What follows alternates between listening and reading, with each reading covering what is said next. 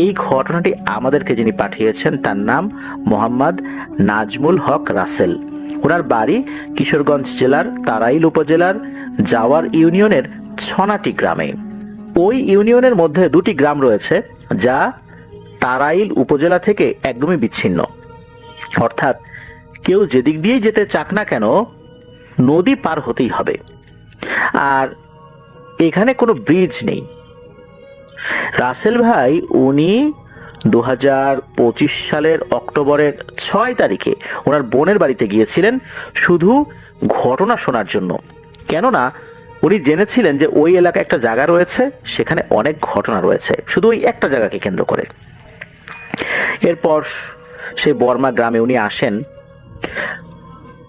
ওখানে আসার আগে অবশ্য গজারিয়াতে ওনার আর এক বোনের বাসায় গিয়েছিলেন আর কি। ওনার যেই বোনের বাড়িতে মূলত উনি যাবেন, বোনদের মধ্যে উনি হচ্ছেন দ্বিতীয়। ওনার 5 বোন রয়েছে।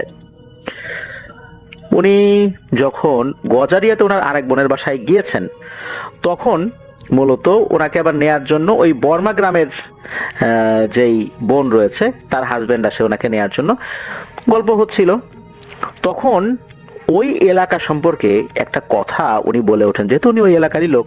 উনি বলেন যে ওখানে বিশাল জব্বা পরা মাথাবিহীন একটা অবয়বকে নাকি মাঝে মাঝেই দৌড়ে যেতে দেখা গিয়েছে, এমনকি উনি নিজেও সেটা দেখেছেন। উনি বলেছেন এই জিনিসটা ওই গ্রামের বাচ্চাদেরকে মেরে ফেলে। এক এক সময় এক এক রূপে দেখা গেলেও মূলত অধিকাংশ সময় এই জুব্বা পরিহিত অবস্থায় কিন্তু মাথাবিহীন এইভাবে দেখা গিয়েছে। এই কথা শোনার পর রাসেল ভাইয়ের মধ্যে আরো কিউরিসিটি কাজ করে। ওনার বোনের হাজবেন্ডের সাথে রওনা হন বর্মা গ্রামে। তো আসেন সেখানে, ওনার বোনের সাথে ভালো মন্দ অনেক কথাবার্তা হচ্ছে। এরপরে উনি বলেন যে আচ্ছা, এই গ্রামে নাকি একটা দেও আছে, এর বিষয়ে আপা কিছু বলো। এরপর ওনার বোন অনেকগুলো কথা বলতে থাকেন। ওনার বোনের হাজবেন্ডও তার জানা বিভিন্ন বিষয়গুলো অ্যাড করেন। তো জানা যায় যে প্রতি বছর নাকি এই বর্মাতে 3-4টা বাচ্চা পানিতে পড়ে মারা যায়। আর যে বাচ্চাগুলো পানিতে পড়ে মারা যায়, বেশিরভাগ বাচ্চার বয়স 4 থেকে 5 বছরের মধ্যে। বাচ্চাগুলো নাকি এমন ভয়ঙ্কর ভাবে তাকিয়ে থাকে, মনে হচ্ছে মৃত্যুর পূর্বে এমন কিছু দেখেছে যা মূলত তাদেরকে এমনভাবে আতঙ্কগ্রস্ত করে দিয়েছিল।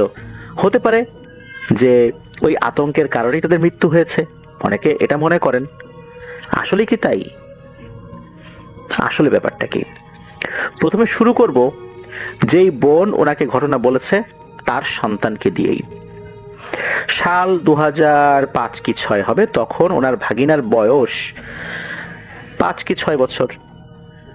তার নাম ছিল মাসুম। ঘটনার দিন ছিল শুক্রবার। বর্মা গ্রামের পাশের যে গ্রাম ছিল ওই গ্রামে মাহফিল ছিল। গ্রামের নাম হচ্ছে সুয়াইর।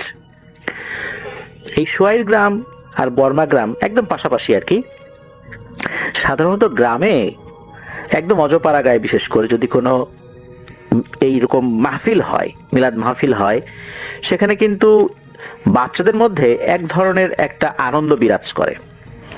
ওরা দৌড়ঝাঁপ করে, সেখানে খেলাধুলা করে। আর বাংলাদেশের প্রেক্ষাপটে শীতকালে সাধারণত ওয়াজ মাহফিলগুলো ব্যাপকভাবে জনপ্রিয় হয়ে ওঠে, কেননা ঝড় বৃষ্টি হয় না এই সময়টাতে। এই জন্য শীতকালে ওয়াজ মাহফিলের প্রচলনটা বহুকাল আগে থেকেই আমাদের সংস্কৃতির একটা অংশ হয়ে গিয়েছে। ওই গ্রামেও শীতকালে মাহফিল হয়, বিভিন্ন জায়গাতেই হয়। তো তখন ওই গ্রামে, অর্থাৎ সোয়াইর গ্রামে একটা মাহফিলের আয়োজন করা হয়েছিল।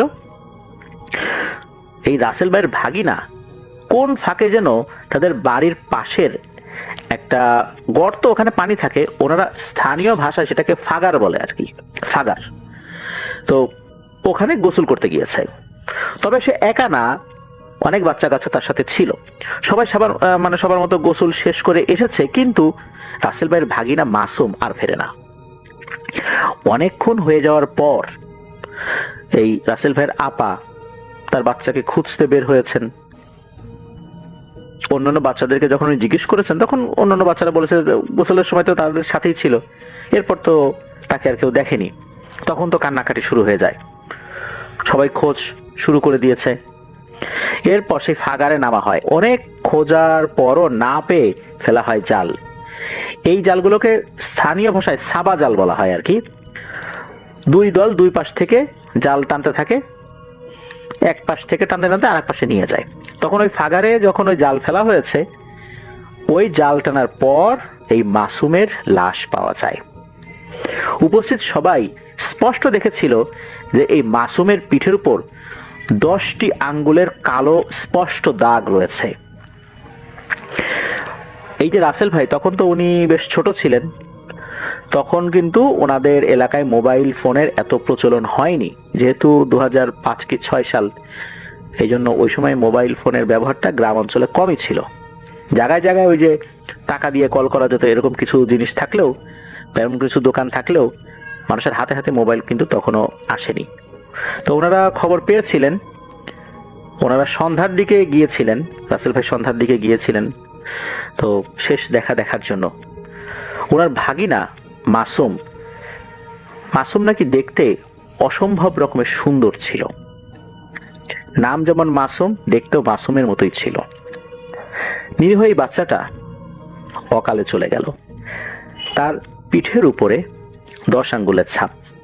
আসলে আমরা কাউকেই অকালে মৃত্যুবরণ করেছে এই কথা বলি যদিও বা, কিন্তু এটা বলা উচিত নয়, কারণ প্রত্যেকের হায়াত আল্লাহ তাআলা যতক্ষণ রেখেছেন সে ততক্ষণ পর্যন্তই বেঁচে থাকবেন। অকালে মারা যাওয়া এই কথাটা আমরা যদিও বা বলে ফেলি, বাট এটা বলা উচিত নয়। এবার আসি পরবর্তী ঘটনায়। ওনার বোনের দেওরের প্রথম সন্তান, তার নাম হচ্ছে মিনহাজুল। সালটা আনুমানিক 2014 কি 15 সাল হবে বলে ওনারা অনুমান করেছেন। ওই সময় মিনহাজুলের বয়স 2.5 বছর। হাসি খুশি একটা বাচ্চা। এই বয়সের বাচ্চারা কিন্তু দৌড়ঝাঁপ করতে খুবই পছন্দ করে। যেদিন ঘটনা ঘটে সেদিন বাড়ির সবাই মিলে ধান ভাঙাচ্ছিল তাদের খলায়। খলা হচ্ছে যেখানে ধান শুকানো হয়, ওখানে তার ধান ভাঙাচ্ছিল। মিনহাজুলের মা বাবা এবং মিনহাজুলের একজন মামা, তারা এই কাজটা করছিলেন। তাদের সকলের সামনেই কিন্তু মিনহাজুল খেলাধুলা করছিল, দৌড়াদৌড়ি করছিল। হঠাৎ করে মিনহাজুলের মা খেয়াল করে মিনহাজুল সামনে নাই। মাত্রই কিন্তু সামনে ছিল, সে যদি দৌড়েও যায় তাও কিন্তু মিনহাজুলের মা দেখবে, কারণ কিছু সময় পর পরই মিনহাজুলের মা তার দিকে খেয়াল রাখছিল। হঠাৎ করে সে নাই, কোথায় গেল? তখন মিনহাজুলের মা বলছে, এই মিনহাজুল কই? সবাই তো তখন মিনহাজুলকে খুঁজতে থাকে। তো তারা যেখানে ছিল ওখান থেকে যে ফাগার মানে কিন্তু আবার বিলও বোঝায়, বিল বা খাল এরকম বোঝায়। তো ওই বিলটা 30 থেকে 40 ফুটের মতো দূরত্বে ছিল। মিনহাজুল তো নাই। তারা তো কাজ বন্ধ করে মিনহাজুলকে খুঁজতে শুরু করলো। তারা এই বিলের সাইডে খুঁজছে, কিন্তু তারা একটা ভয়ঙ্কর দৃশ্য দেখলো এই মাত্র কয়েক মিনিট এর মধ্যেই মিনহাজুলের লাশ পানিতে ভাসছে। অথচ মিনহাজুলের লাশটা যেখানে পাওয়া গেছে এটা কিন্তু বিলের পানির বেশ ভেতরে। অর্থাৎ সে যে ওখানে ঝাঁপ দেবে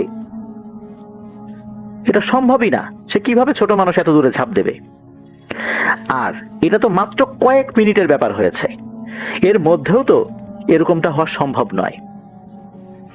তার মা বাবা তো একদম পাগলের মতো হয়ে যায়। তাকে দাফন কাফন করা হয়। এরপর কিভাবে এটা হলো, ডাকা হলো একজন কবিরাজকে। কবিরাজের বাড়ি ছিল তারাইল উপজেলার সেকান্দারনগর ইউনিয়নের সাররং গ্রামের একজন বাসিন্দা। উনি একজন ভালো মানের কবিরাজ ছিলেন। তো কবিরাজ আসন বসিয়েছেন। গ্রামের ভাষায় নাকি ওখানে এই আসন বসানোকে বত্তি বলা হয়। আসন বসানোর পর কবিরাজ তার মতো করে উনি জিন হাজির করার চেষ্টা করেন। ওই কবিরাজের নাকি 7টা জিন ছিল, তারাও বেশ শক্তিশালী জিন ছিল। মূলত প্রথমে তাদেরকে ওখানে পাঠানো হয়েছে, অর্থাৎ ওই ফাগার বা বিলের যে পিশাচটা রয়েছে ওই পিশাচের কাছে পাঠানো হয়েছে। তাকে আমন্ত্রণ জানায় যে কবিরাজ ডাকছে, তুমি আসো। কারণ ওই পিশাচটা নাকি এতটাই শক্তিশালী যে তাকে সরাসরি ডাকা এটা বেশ ঝুঁকিপূর্ণ। আগে তাকে আমন্ত্রণ জানাতে হবে, অন্য দিক থেকে ডাকতে হবে। এরপর সে যদি মনে করে আসবে তো আসলো, কিন্তু আগে আলাদাভাবে আমন্ত্রণ না জানানো হলে তাহলে কিন্তু বিপদ হতে পারে। কবিরাজ তার মতো করে ডাকছে, আর ওইদিকে 7টা জিন অনেক অনুরোধ করার পরও নাকি ওই পিশাচটাকে আনতে পারেনি। ওই 7টা জিন ফেরত আসে, ওই কবিরাজের উপর ভর করে। 7টা জিন বলে যে সে আসবে না, আর 7টা জিন এটাও বলে যে এই মিনহাজুলকে ওই পিশাচটাই মেরেছে। আর এটাও বলে দেওয়া হয়েছে যে ঘরে কোরআন তেলাওয়াত করা হবে রেগুলার, ওই ঘরের বাচ্চাদের সে কোনো ক্ষতি করবে না। ওই পিশাচটাকে এই প্রশ্ন করা হয়েছিল, তুমি কেন বাচ্চাদেরকে মারো? সে একটা অদ্ভুত উত্তর দিয়েছিল। সে বলেছিল বাচ্চাদেরকে মারা নাকি তার একটা নেশা। সে এমনভাবে বাচ্চাদেরকে হত্যা করে, এটা করে সে খুব আনন্দ পায়, এটা তার নেশা হয়ে গেছে এবং এই নেশা সে ছাড়বে না। কবিরাজ আরো জানান, অর্থাৎ কবিরাজের জিনেরা তারা জানায় যে মূলত এই ছেলেটা ওই বিলের পানিতে লাফিয়ে পড়েনি এবং সে হেঁটেও যায়নি। চোখের পলকে তাকে বাতাসে ভাসিয়ে নিয়ে পানিতে ফেলে দেওয়া হয়েছিল, আর সাথে সাথে তাকে হত্যা করা হয়েছিল। অর্থাৎ মিনহাজ হেঁটে হেঁটে পানিতে যায়নি, তাকে ভাসিয়ে নিয়ে যাওয়া হয়েছিল শূন্যের উপর দিয়ে, যেটা তার মা বাবা একদমই বুঝতে পারেনি। চোখের পলকে ঘটনা ঘটে গেছে। এরপরের ঘটনায় যাই। তো এই যে রাসেল ভাইয়ের যিনি বোন, ওই আপার ঘরের পাশে একজনের ঘর আছে আর কি, সম্পর্কে রাসেল ভাইয়েরও আপা হয়। যেহেতু ভাটি এলাকা, মহিলাদের কিন্তু ধান শুকানোর যে কাজ, এই কাজ যখন কেউ শুরু করেন আশেপাশের মহিলারা এসেও সাহায্য করেন, একে অন্যকে এভাবেই সাহায্য করেন, এটা একটা রীতি। ওই আপা, তারপর তার 3 ছেলে, তার আরো একটা ছেলে ছিল যে ছেলেটাকে উনি কোলে রাখতেন আর কি। বৈশাখ মাসে যখন ধান পেকেছে, ধান কাটা হয়েছে, মারাই করা হয়েছে, ওই ধানগুলো তো আবার শুকিয়ে পানিতে সিদ্ধ করতে হয়। অনেক জায়গায় এটাকে ধান উনা দেওয়া বলে। বড় পাতিলে ধান এবং পানি মিশিয়ে আগুনে তাপ দেওয়া হয়, ধানগুলো সিদ্ধ করতে হয়, এরপর ধান ভাঙাতে হয়। তো বৈশাখ মাস আপা এভাবে ধান সিদ্ধ দিচ্ছিল খলায়। ওনারা যে জায়গাটাতে ধান সিদ্ধ দেন ওটাকে খলায়, মানে খলা বলে আর কি। তো খলায় ধান সিদ্ধ দিচ্ছিলেন। ধান সিদ্ধ দেওয়ার পর থেকে নাকি তার কোলের বাচ্চাটা অসুস্থ হতে থাকে। মানে উনি ধান সিদ্ধ দিয়েছেন, এরপর থেকে বাচ্চাটা কেমন কেমন করছে। এরপর ডাক্তার দেখানো হয়েছে, ডাক্তার কিছু ওষুধ দিয়েছে, ভিটামিন দিয়েছে, কিন্তু কোনো উপকার হয় না। দিন দিন কোলের বাচ্চাটা একদম শুকিয়ে যাচ্ছে। অবস্থা এমন হয় যে তার শরীরে শুধু হাড়গুলো দেখা যাচ্ছে, মনে হচ্ছে যে একদম জীবন্ত কঙ্কাল। যেহেতু ডাক্তার কোনো কিছু করতে পারলো না, কবিরাজ ডাকা হয়। কবিরাজ আসন বসায়, কবিরাজের জিনেরা এসে কিছু তথ্য দেয়। তথ্যটা এমন যে কোলের ছেলেকে ওই ফাগার অর্থাৎ ওই বিলের পিশাচটা আসর করেছে, আর বাঁচাতে চাইলে নাকি ভোগ দিতে হবে। ওই পিশাচটা এতটাই শক্তিশালী যে কেউ তাকে হাজির করতে পারে না। কবিরাজের জিন মারফত ওই পিশাচকে জিজ্ঞেস করা হয়েছিল যে সে কি চায়। ওই পিশাচটা নাকি বলেছিল 10 কেজি দুধ একটি মাটির হাঁড়িতে করে ওই ফাগারের কাছে রাত 12টার সময় নাকি রেখে আসতে হবে। কবিরাজের কথা মতো তার পরের দিন জাওয়ারের যে বাজার রয়েছে সেই বাজার থেকে 10 কেজি গরুর দুধ এনে নতুন মাটির হাঁড়িতে করে ঠিক রাত 12টার পর রেখে দিয়ে আসে ওই বাড়ির লোকজন ওই ফাগারের কাছে, অর্থাৎ ওই বিলের কাছে। এরপর কবিরাজ কিছু ঝাড়ফুঁক করে দেন, আল্লাহর রহমতে ওই বাচ্চাটা ধীরে ধীরে সুস্থ হয়ে ওঠে। এবার আসি পরের ঘটনায়। বর্মা গ্রামে একজন কবিরাজ আছে, ভালোই নাম ডাক্তার ওই গ্রামে। উনি চিন্তা করেছেন এভাবে বহুদিন ধরে যে মৃত্যুর মিছিল চলছে, কিছু একটা করার দরকার। এভাবে আর কত মা বাবার বুক খালি হবে, কত নিরীহ বাচ্চারা এভাবে বিনা কারণে ওই পিশাচের হত্যাকাণ্ডের শিকার হবে। কিছু একটা করা দরকার। উনি মনের মধ্যে এমন বেদনা অনুভব করেছিলেন, উনি বেশ কিছু রিচুয়াল করার চেষ্টা করেছিলেন যে কিভাবে এই বাচ্চাদেরকে বাঁচানো যায়। উনি আরো বড় বড় কিছু হুজুর কবিরাজের কাছ থেকে কিছু বিষয় জেনে এসেছিলেন যে কিভাবে ওর সাথে আসলে মোকাবেলা করা যায়, কিভাবে ওকে এখান থেকে তাড়ানো যায়। ওকে মারাটা অনেক কঠিন হবে, সেটা করা ঠিক হবে না, কিভাবে এখান থেকে তাড়ানো যায়। তো ওরকম একটা পরিকল্পনা উনি করেছিলেন, আর ওনার পরিকল্পনাটা খুব বেশি মানুষের সাথে শেয়ার করেন নাই, উনি এটা নিজের মধ্যেই রেখেছিলেন। এই কবিরাজ গ্রামের লোকদেরকে সাথে নিয়ে গিয়েছে মাছ ধরার জন্য বিলের মধ্যে। বর্ষাকালে যখন বিলে অনেক পানি হয়ে যায় আর কি, ওই বিলের মধ্যে বিশাল বড় একটা মাঠের মতো রয়েছে, শুকনার সময় এটা দেখা যায় আর কি, আর বর্ষাকালে তো এগুলো কিছুই দেখা যায় না, পানিতে টইটুম্বুর থাকে। তো ওনারা এই যে সাওয়া জাল, যেটা দুই পাশ থেকে টানে আর কি, তো এরকম বড় জাল, বড় নৌকা নিয়ে গিয়েছেন। এই নৌকাগুলোতে আসলে মূলত অনেক মানুষ একসাথে থাকতে পারে, বড় বড় জাল তোলা হয়। আর স্থানীয় ভাষায় এই নৌকাগুলোকে কোনা নৌকা বলে, বেশ বড় সড়ো হয় এই নৌকাগুলা। তো কবিরাজ আরো অন্যান্য লোকের সাথে সেখানে গিয়েছেন। মাছ ধরা শেষ হলে ওই বিলের মাঝখানে, ওই যে মাঠের কথাটা বললাম, এই মাঠের ঠিক বরাবর যে পানি রয়েছে, ওই মিডিল বরাবর আর কি, ওই কোনা নৌকাটা নোঙ্গর করে। তখন তো বর্ষাকাল, চারদিকে থই থই পানি, সবাই মিলে ওই নৌকার মধ্যেই ঘুমাবে। তো নৌকার উপরে যেই একটা আমরা যে দেখি যে ছাউনি, এটাকে মূলত স্থানীয় ভাষায় ছই বলা হয়। এই ছইগুলো কিন্তু অনেক শক্ত করে করা থাকে, ওর উপরেও কিন্তু লোকজন ঘুমাতে পারে। তো সবাই নিচে শুইলেও এই কবিরাজ উনি উপরে গিয়েছেন এবং সবাইকে বলেছেন যে তোমরা সবাই নিচেই থাকো, আমি একটু উপরে যাই। আকাশে কিন্তু চাঁদ ওরকম ছিল না, হালকা চাঁদের আলো ছিল, মানে একদম পূর্ণিমা এটা বলা যাবে না আর কি, মানে আংশিক চাঁদ, যেটা আমরা বুঝি ক্ষয়ে যাওয়া চাঁদ, ওরকম ছিল। সবাই তো ঘুমে। আর কবিরাজ এই সুযোগে উনি গ্রামের বাচ্চাদেরকে বাঁচানোর জন্য মুরব্বীদের পরামর্শ অনুযায়ী যে রুকিয়া শিখে এসেছিলেন সেটা শুরু করেছেন। উনি আসলে কি করছেন এটা তো বোঝা যায় নাই, ভেতর থেকে লোকজন তারা ফিল করতেছে যে নৌকাটা মনে হয় দুলছে, আর উপরে কিছু একটা ছটফট করছে, ধপ ধপ ধপ ধপ শব্দ হচ্ছে, কেউ যদি হাত পা ছোটাছুটি করে যেরকম শব্দ হয় ওরকম শব্দ হচ্ছে।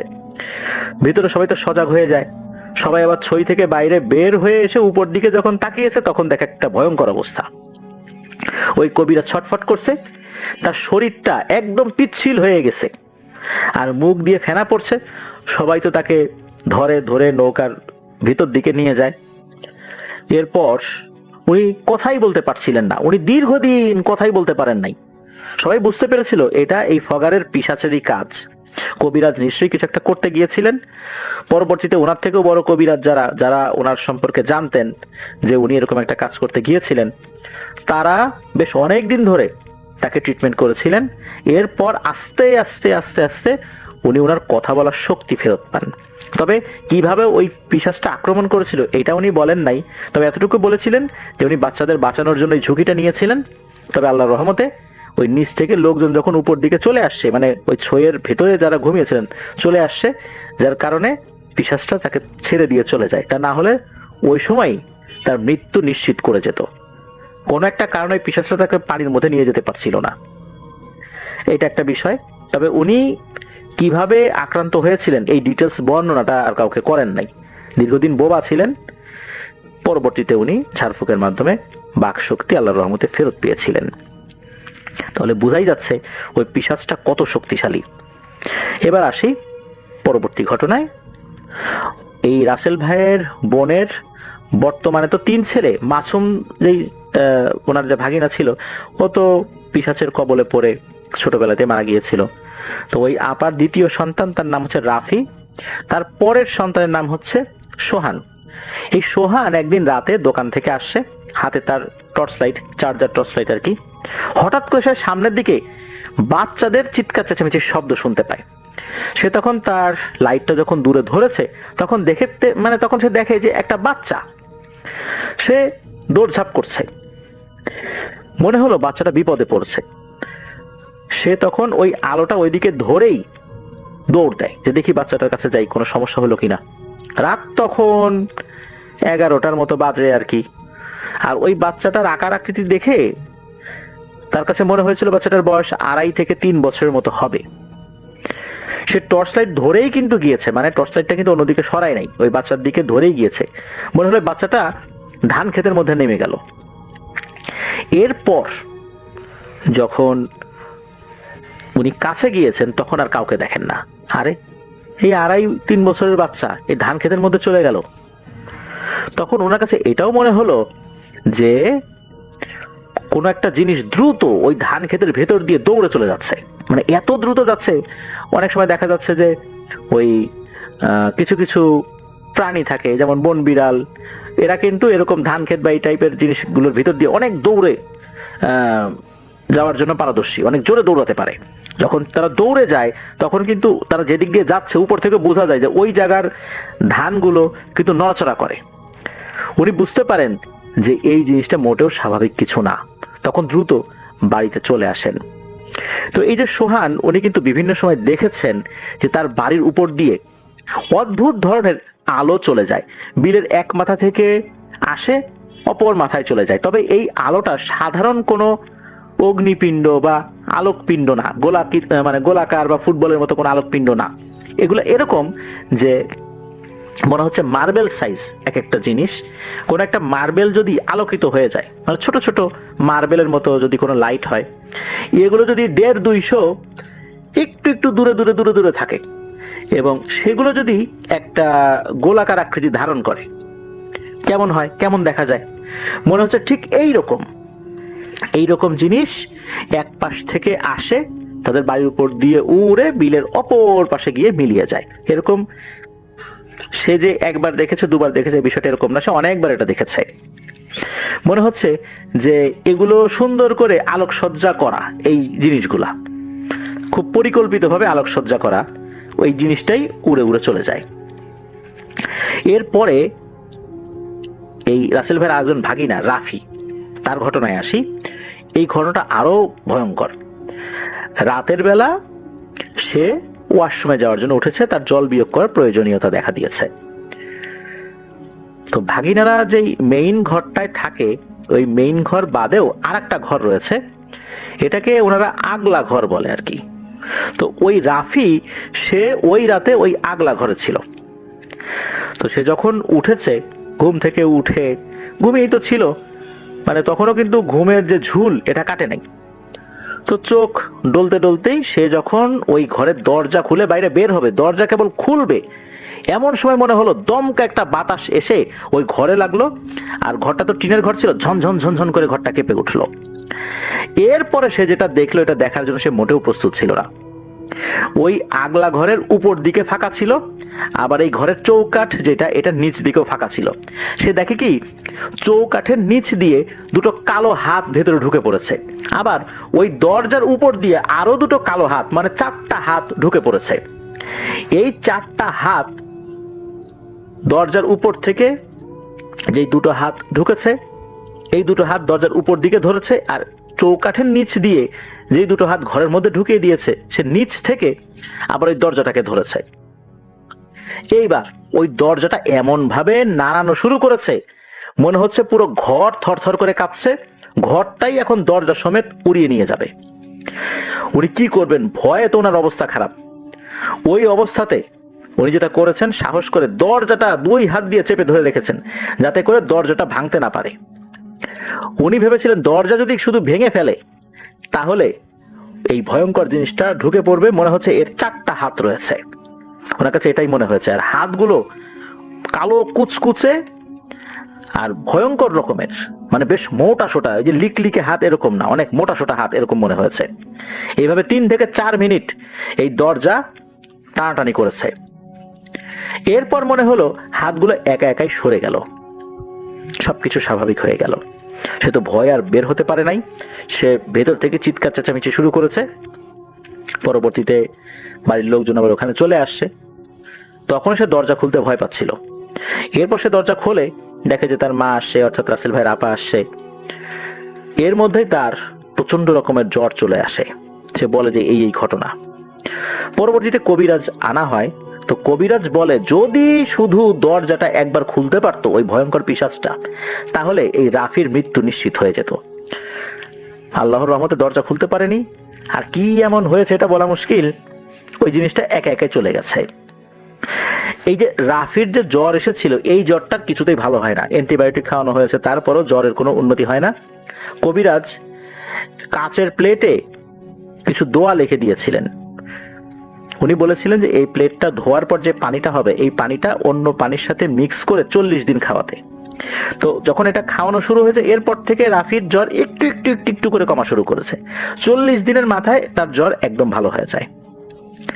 তো কি রকম একটা ভয়ঙ্কর অনুভূতি তার হয়েছিল ওই সময়, প্রিয় লিসেনার্স একবার ভাবুন যে দুইটা হাত দরজার চৌকাঠের নিচ দিয়ে দরজাকে চেপে ধরেছে, আবার দরজার উপর দিয়ে যে ফাঁকা জায়গা ছিল দুটা হাত ওই দিক দিয়ে ঢুকে দরজাকে চেপে ধরে দরজা টানাটানি করছে, আর ঘরও থরথর করে কাঁপছে। এমন সিচুয়েশনে একটা মানুষের অনুভূতি কেমন হতে পারে? পরের ঘটনায় আসি। যেই আপার ঘটনা বলছি, ওনার শ্বশুর 2009 সালে হজ করেছিলেন।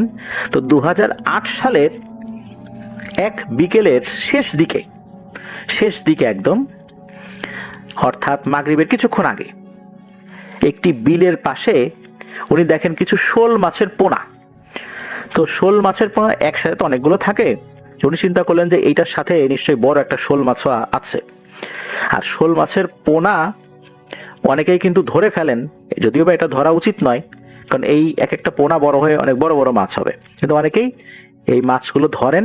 এই মাছগুলো ধরার জন্য দেখা যাচ্ছে যে কেউ ত্রিভুজ আকৃতির জাল নিয়ে আসেন, অর্থাৎ এই জালগুলো সামনের দিকে চওড়া থাকে, পেছন দিকে চাপা থাকে, মানে ত্রিভুজ আকৃতির জাল। এই জালগুলো দিয়ে এই ধরনের মাছগুলো ধরা যায়। ছোটবেলায় আমি দেখতাম গামছা দিয়ে অনেক সময় এই টাকি মাছের পোনা, শোল মাছের পোনাগুলো অনেকে ধরার চেষ্টা করতো আর কি।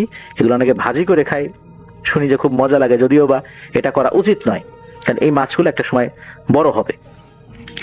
তো উনি এই জিনিসগুলো ধরার জন্য কি করেছেন, উনি ওই টাইপের জাল দৌড় দিয়ে বাড়ি থেকে নিয়ে আসেন। বাড়ি একদম কাছাকাছি ছিল আর কি।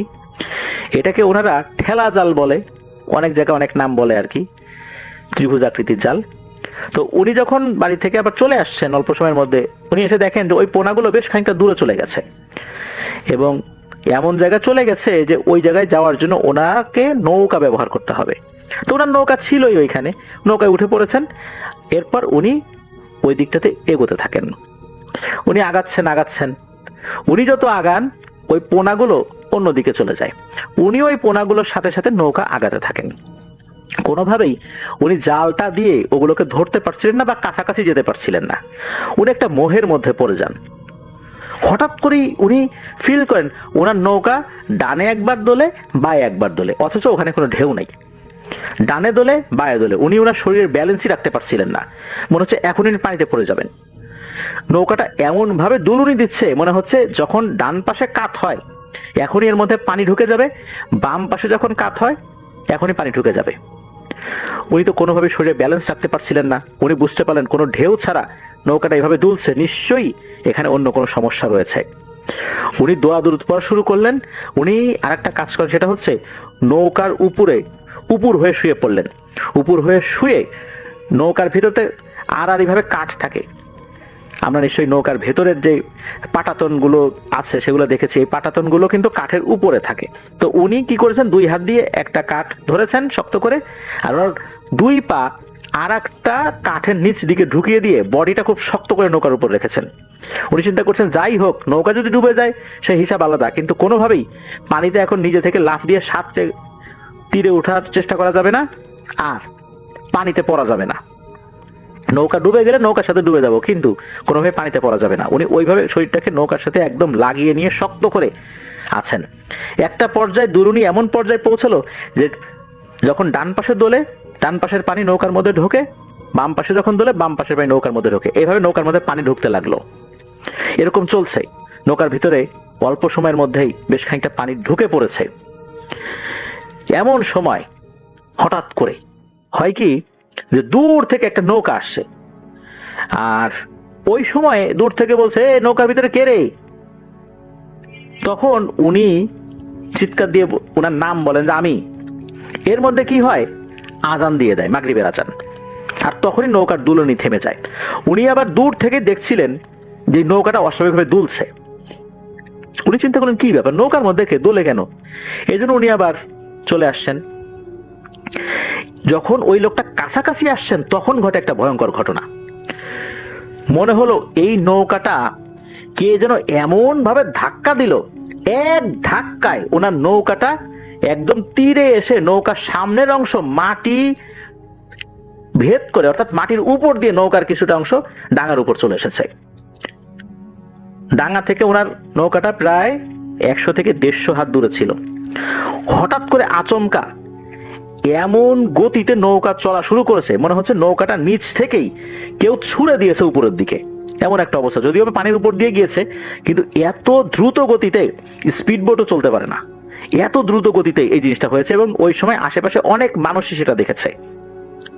শুধু যে ওনারা একাই ছিলেন বা ওই যে শুধু একজন নৌকা নিয়ে দূর থেকে আসতেছিল বা উনি ওখানে ছিলেন তা না, ওই সময় তো তীরে অন্য লোকজন ছিল, তারাও কিন্তু এত দ্রুত গতিতে নৌকাটা আচমকা এইভাবে এসে ডাঙাতে হিট করেছে, এটাও তারাও দেখেছেন। যখন এরকম ঘটনা ঘটে তখন উনি শুধু বলেন যে কেউ আমাকে ধরো, এই বলার পরই উনি নৌকার উপরেই পড়ে যান। আশেপাশের লোকজন ছিল, ধরাধরি করে তাকে বাড়িতে নিয়ে আসা হয়। এরপর ওই কবিরাজ ডাকা হয়। তো কবিরাজ আসেন, আসার পর কবিরাজ তার জিনদেরকে ডাকেন। সেই জিনেরা জানায় যদি নৌকাটা ডুবিয়ে ফেলতে পারতো, মূলত উনি এমনভাবে নৌকার সাথে টাইট হয়েছিলেন যার কারণে তাকে পানিতে ফেলা যাচ্ছিল না, এই জন্য আরো বেশি করে দোল দিয়ে নৌকার মধ্যে পানি ঢোকানোর চেষ্টা করা হচ্ছিল। নৌকা যদি ডুবিয়ে ফেলতে পারতো বা উনি যদি পানিতে পড়ে যেতেন তাহলে নিশ্চিত ওনাকে মেরে ফেলতো। কেন, কি কারণে ওই পিশাচটা তার পিছু নিয়েছিল এটা বলা যায় না, তবে সবাই এতটুকুই জানে কোনো শিশুকে হত্যা করা বা অন্য কোনো মানুষকে হত্যা করা এই পিশাচটার একটা নেশা, কোনো কারণ ছাড়াই সে সবাইকে হত্যা করে। এরপরে আসি পরের ঘটনায়। সালটা 2023 হবে বলে রাসেল ভাই অনুমান করেন। এই যে ফাগার মানে বিল, এগুলো কিন্তু বছরে একটা সময় শুকিয়ে যায়। যখন পানি কমতে থাকে, বিশেষ করে শীতকালে, তখন কিন্তু বিভিন্ন জায়গায় পানি শুকিয়ে যায়, অনেক জায়গায় একদম ঘাস হওয়া শুরু হয়। তখন হয় কি, গ্রামের লোকজন যাদের ঘরের মাটির ডোয়া বা মাটির মেঝে, এই মাটির মেঝেগুলো দেখা যাচ্ছে যে ফেটে যায় বা কোনো কারণে মাটি খসে গেছে কোনো জায়গা থেকে, তখন কিন্তু শক্ত মাটির প্রয়োজন হয়। তো এই জন্য অনেকে কি করে, ওই বিলের নির্দিষ্ট জায়গা থেকে কিছু মাটি আনে, আর ওইখানে নাকি একটা জায়গায় লাল মাটি পাওয়া যায়। এই লাল মাটিগুলো যেমন শক্ত হয়, আর এই লাল মাটি দিয়ে যদি ঘরের মেঝে বা ডোয়া লেপে দেওয়া হয় তখন বেশ সুন্দর দেখায়।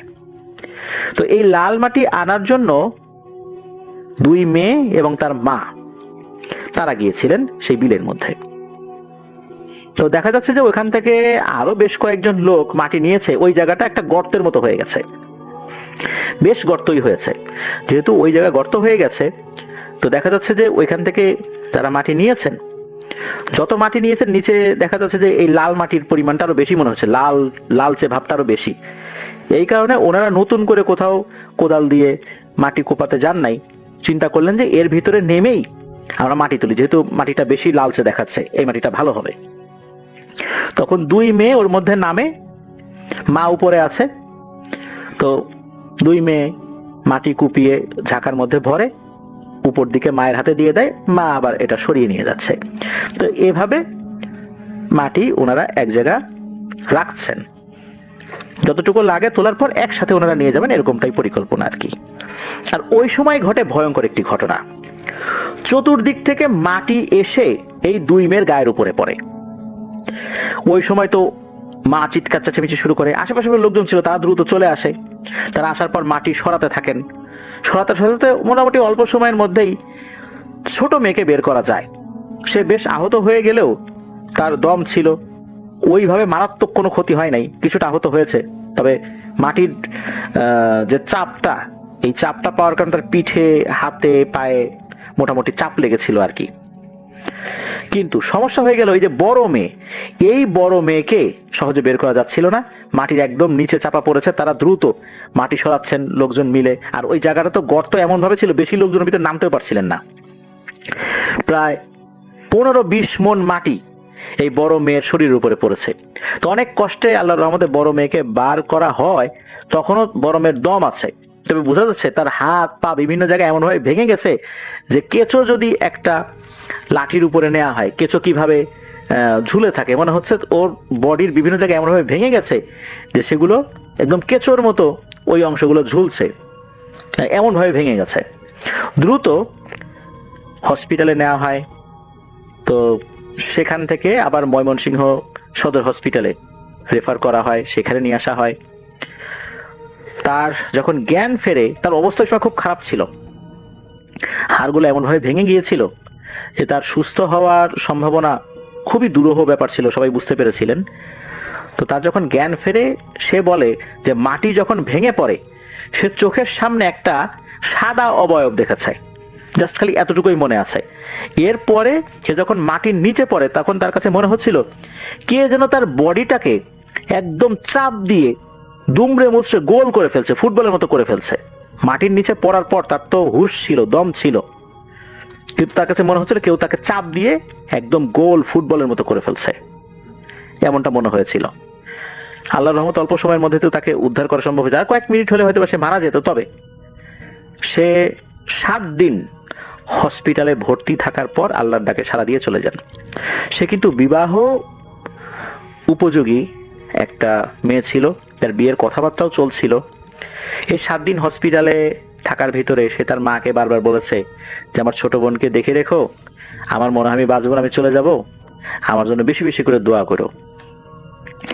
7 দিন সে মোটামুটি যাদের সাথে কথা বলেছিল সবার কাছে দোয়া চেয়েছিল। 7 দিন পর মেয়েটা আল্লাহর ডাকে সাড়া দিয়ে চলে গিয়েছিল। মেয়েটা বড় মেয়ে ছিল আর কি, ওই 2 মেয়ের মধ্যে বড় ছিল। এর পরের ঘটনায় আসি। এই ঘটনাটা 2022 সালে ঘটেছিল। তো দাদির কাছে তার এক নাতি থাকে আর কি, নাতির মা বাবা থাকে ঢাকায়।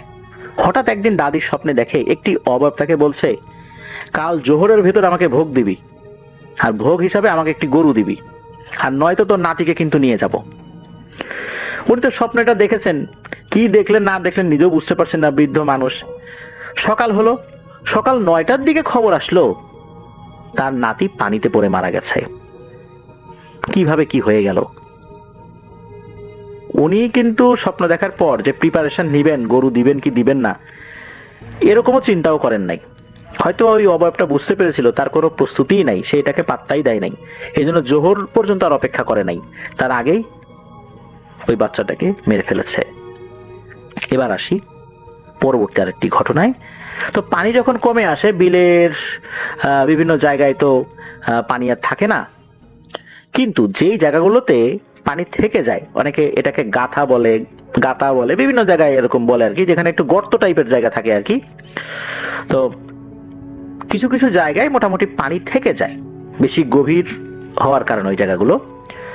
তো রাতের বেলা নাকি অনেকেই এক ধরনের একটা ভয়ঙ্কর শব্দ শুনতে পান, মনে হচ্ছে গরু বা মহিষ পানির উপর ঝাঁপিয়ে পড়লে এক ধরনের শব্দ হয় না, মনে হচ্ছে ওরকম শব্দ হয়, মনে হচ্ছে কেউ পানির মধ্যে খেলছে, কিন্তু ওখানে গেলে আর কোনো শব্দ পাওয়া যায় না। এই 2026 সালের কথা বলছি, এখনো নাকি এই শব্দটা হতে থাকে রাতের বেলা। আরেকটা ঘটনা রয়েছে, যেমনটা শোনা যায় আর কি, সেটা হচ্ছে যে কিছু লোক ওই বিলের মধ্যে কোমর পর্যন্ত পানিতে নেমে জাল ফেলেছে, জাল ফেলে তারা আবার উঠে আসবে। তো উঠে যখন আসছে একটা জায়গায় এসে তারা আটকে যায়, সবাই একসাথে আটকে যায়। তারা কোনো কিছুতেই আসলে মানে উপরে উঠতে পারছে না, মানে কোনোভাবেই তারা উপরে উঠতে পারছে না, মনে হচ্ছে তাদের পা একদম পানির মধ্যে আটকে গেছে। এদিকে উপরে কিছু লোকজন আছে, তারা জিজ্ঞেস করছে কি ব্যাপার, তোমরা ওখানে দাঁড়ায় আছো, ওঠো না কেন? তখন তারা বলে যে আমরা তো আটকে গেছি, কিসে যে আটকাইছি আমরা বলতে পারি না, আমরা তো উপরে উঠতে পারতেছি না। তখন উপরের লোকজন নিচে নেমে তাদেরকে টেনে তোলে। এইরকম ঘটনা সেখানে ঘটেছে। আর বাচ্চাদের মারা যাওয়ার যে ব্যাপারটা, এগুলো তো কমন বিষয়, সবাই বুঝতে পারে যে প্রত্যেকটা বাচ্চার মৃত্যুর সাথে, বিশেষ করে যেগুলোতে বোঝা যায় যে অস্বাভাবিক মৃত্যু, সেখানে ওই ভয়ঙ্কর পিশাচের হাত রয়েছে। আরো বেশ কিছু ঘটনা তো চলমান থাকেই। ওখানে বহু বাচ্চা মারা গেছে, বহু বাচ্চা, তা 100-র উপরে হবে আনুমানিক। সুতরাং এতগুলো ঘটনা আসলে বলাটাও খুব দুরূহ ব্যাপার। 2020 সালের একটি ঘটনা আমরা বলবো। এই বর্মা এবং গজারিয়া এর মাঝখানে তো এই বিলটা, বর্মা গজারিয়া গ্রামটা পাশাপাশি, গ্রামটা লম্বা হয়ে চলে গিয়েছে, খালটা মূলত এই দুই গ্রামকে ভাগ করেছে, মানে এর এপার ওপার হচ্ছে গ্রাম। যদি এই বর্মা গ্রামটা যদি 0.5 কিলোমিটার হয় লম্বায় বা এরকম কিছু, এই 0.5 কিলোর পর থেকে গজারিয়া, আর মাঝখানে আছে ওই বিলটা বা ওই ফগারটা। তো গজারিয়ার মানুষ ঠিক করে যে ওইখানে একটা মাদ্রাসা করবে ভিতরে, বিলের মাঝখানে মাটি ফেলে ওই ড্রেজার দিয়ে বালু বা মাটি ফেলে ভরাট করে ওখানে একটা মাদ্রাসা করবে। সেই মোতাবেক এক্সকেভেটর অর্থাৎ ভেকু মেশিন নিয়ে আসা হয়। এরপরে একটা সমস্যা বেঁধে গেল। এই এক্সকেভেটরের যে সামনের অংশ, সেটা দিয়ে তো মাটি তুলতে হয়, মাটি ফেলতে হয়। এই সামনের অংশটা এই মাটির মধ্যে যে ঢুকলো, আর এই সামনের অংশটা ওঠে না, কোনোভাবেই ওঠে না। 4 দিন চেষ্টা করা হলো, সামনের অংশ ওঠে না। তখন যারা এই মাদ্রাসার উদ্যোক্তা ছিলেন তারা পরামর্শ করলেন যে ভালো হুজুর ডেকে ওই পিশাচটাকে হাজির করতেই হবে। ওই পিশাচটাকে কিন্তু হাজির করা অত্যন্ত কঠিন ব্যাপার, তবে এই প্রথমবারের মতো ওই পিশাচটাকে হাজির করা আসলে পসিবল হয়, ওই পিশাচটা হাজির হয়। তখন উপস্থিত লোকজন জিজ্ঞেস করেছিলেন যে আপনারা কেন কাজটা করতে দিচ্ছেন না? তখন ওই পিশাচটা নাকি বলে এটা আমার পথ। তখন নাকি ওর ভিতর থেকে একজন হুজুর বলে যে তুমি অন্য কোথাও চলে যাও, এখানে আমরা মাদ্রাসা করব। উত্তরে নাকি ওই পিশাচটা বলে এই বেটা, তোর কাছ থেকে আমার জ্ঞান নিতে হবে আমি কোথায় যাব কি না যাব। এরপরে ওনারা বুঝতে পারলেন যে বিষয়টা এভাবে সমাধান হবে না। তখন উপস্থিত যে আলেমরা ছিলেন তারা খুব সুন্দর করে তাকে বুঝান যে দেখো, এখানে বাচ্চা কাচ্চারা লেখাপড়া করবে, কোরআন হাদিস শিখবে, পড়বে, তুমি না হয় অন্য সাইডে চলে যাও, এখানে মাদ্রাসাটা করতে দাও, কোনো ক্ষতি করো না।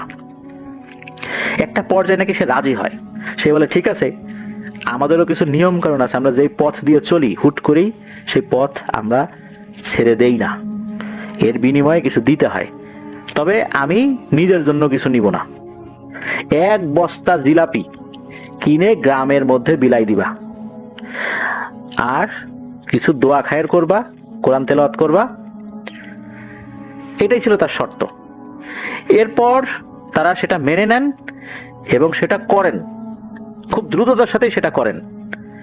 এরপর আল্লাহ রসের সহমতে এক্সকেভেটর মেশিন দিয়ে কাজ করতে কোনো সমস্যা হয়নি, মাদ্রাসাটাও তৈরি করা হয়ে গেছে।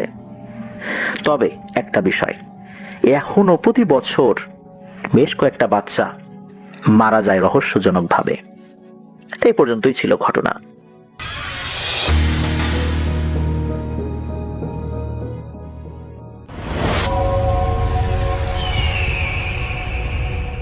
ঘটনাটি আমাদের সাথে শেয়ার করেছেন মাকসুদ হোসেন, ঢাকার বসুন্ধরা আবাসিক এলাকা থেকে। মাকসুদ তার স্টুডেন্ট লাইফে তার এক টিচারের ঘটনা আমাদের কাছে শেয়ার করেছেন।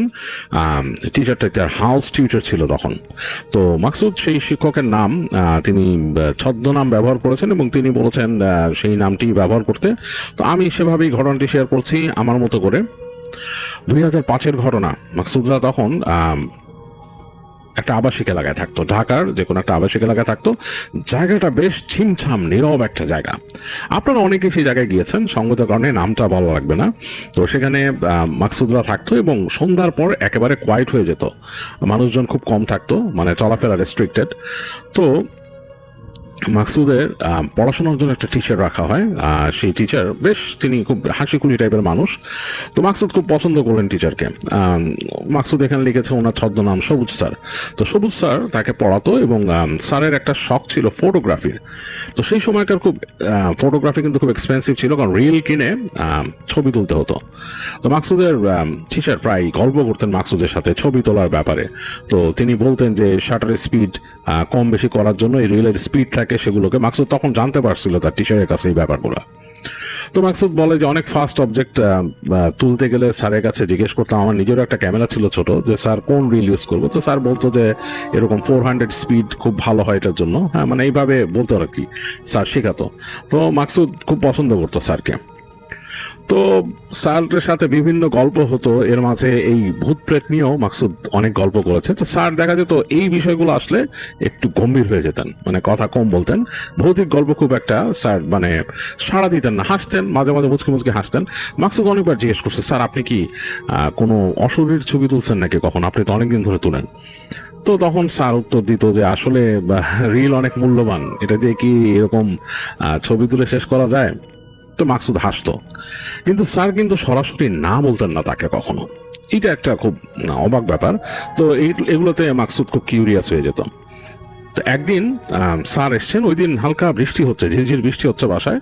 তো স্যার এসছেন পড়াতে, তো মাকসুদ বসতে দিয়েছেন স্যারকে, এবং মাকসুদের মামা আসছিল বাসায়, মামা মামি আর কি তারা। তো মাকসুদ বসতে দিয়ে বলছেন যে স্যার আমি একটু আসতেছি রুম থেকে। তো স্যার বসে আছেন। মাকসুদের ঘরটা ছিল একদম কর্নারে, মানে এই বাড়িটা ছিল বেশ পুরনো একটা বাড়ি, বেশ অনেকদিন হয়ে গেছে এই বাড়ির বয়স। মানে নতুন প্যাটার্নের বাড়ি না, মানে এই এলাকা যখন তৈরি হয়েছিল তখনকার প্রথম দিকের বাড়ি এটা। তো বাড়িটা বেশ বড়। তো মাকসুদদের ঘরটা ছিল এরকম, মানে মূল যেখানে স্যারের সাথে পড়তেছে মাকসুদ, এটা হচ্ছে তার বেডরুম না, এটা একটা স্টাডি রুম। এখানে চেয়ার টেবিল আছে, পড়ার টেবিল ইত্যাদি ইত্যাদি রাখা, এবং বেশ বড়। ওই কোণা দিয়ে মাকসুদ আবার ওই যে তার খেলার সরঞ্জাম রাখতো এরকম আর কি। আর এখান থেকে বের হয়ে সোজা গেলে একটা করিডোর আছে, ওই করিডোর ধরে হেঁটে গেলে একদম শেষ মাথায় হচ্ছে তাদের সেই মানে লিভিং রুম, যেখানে তার মামারা সব বসে আছে।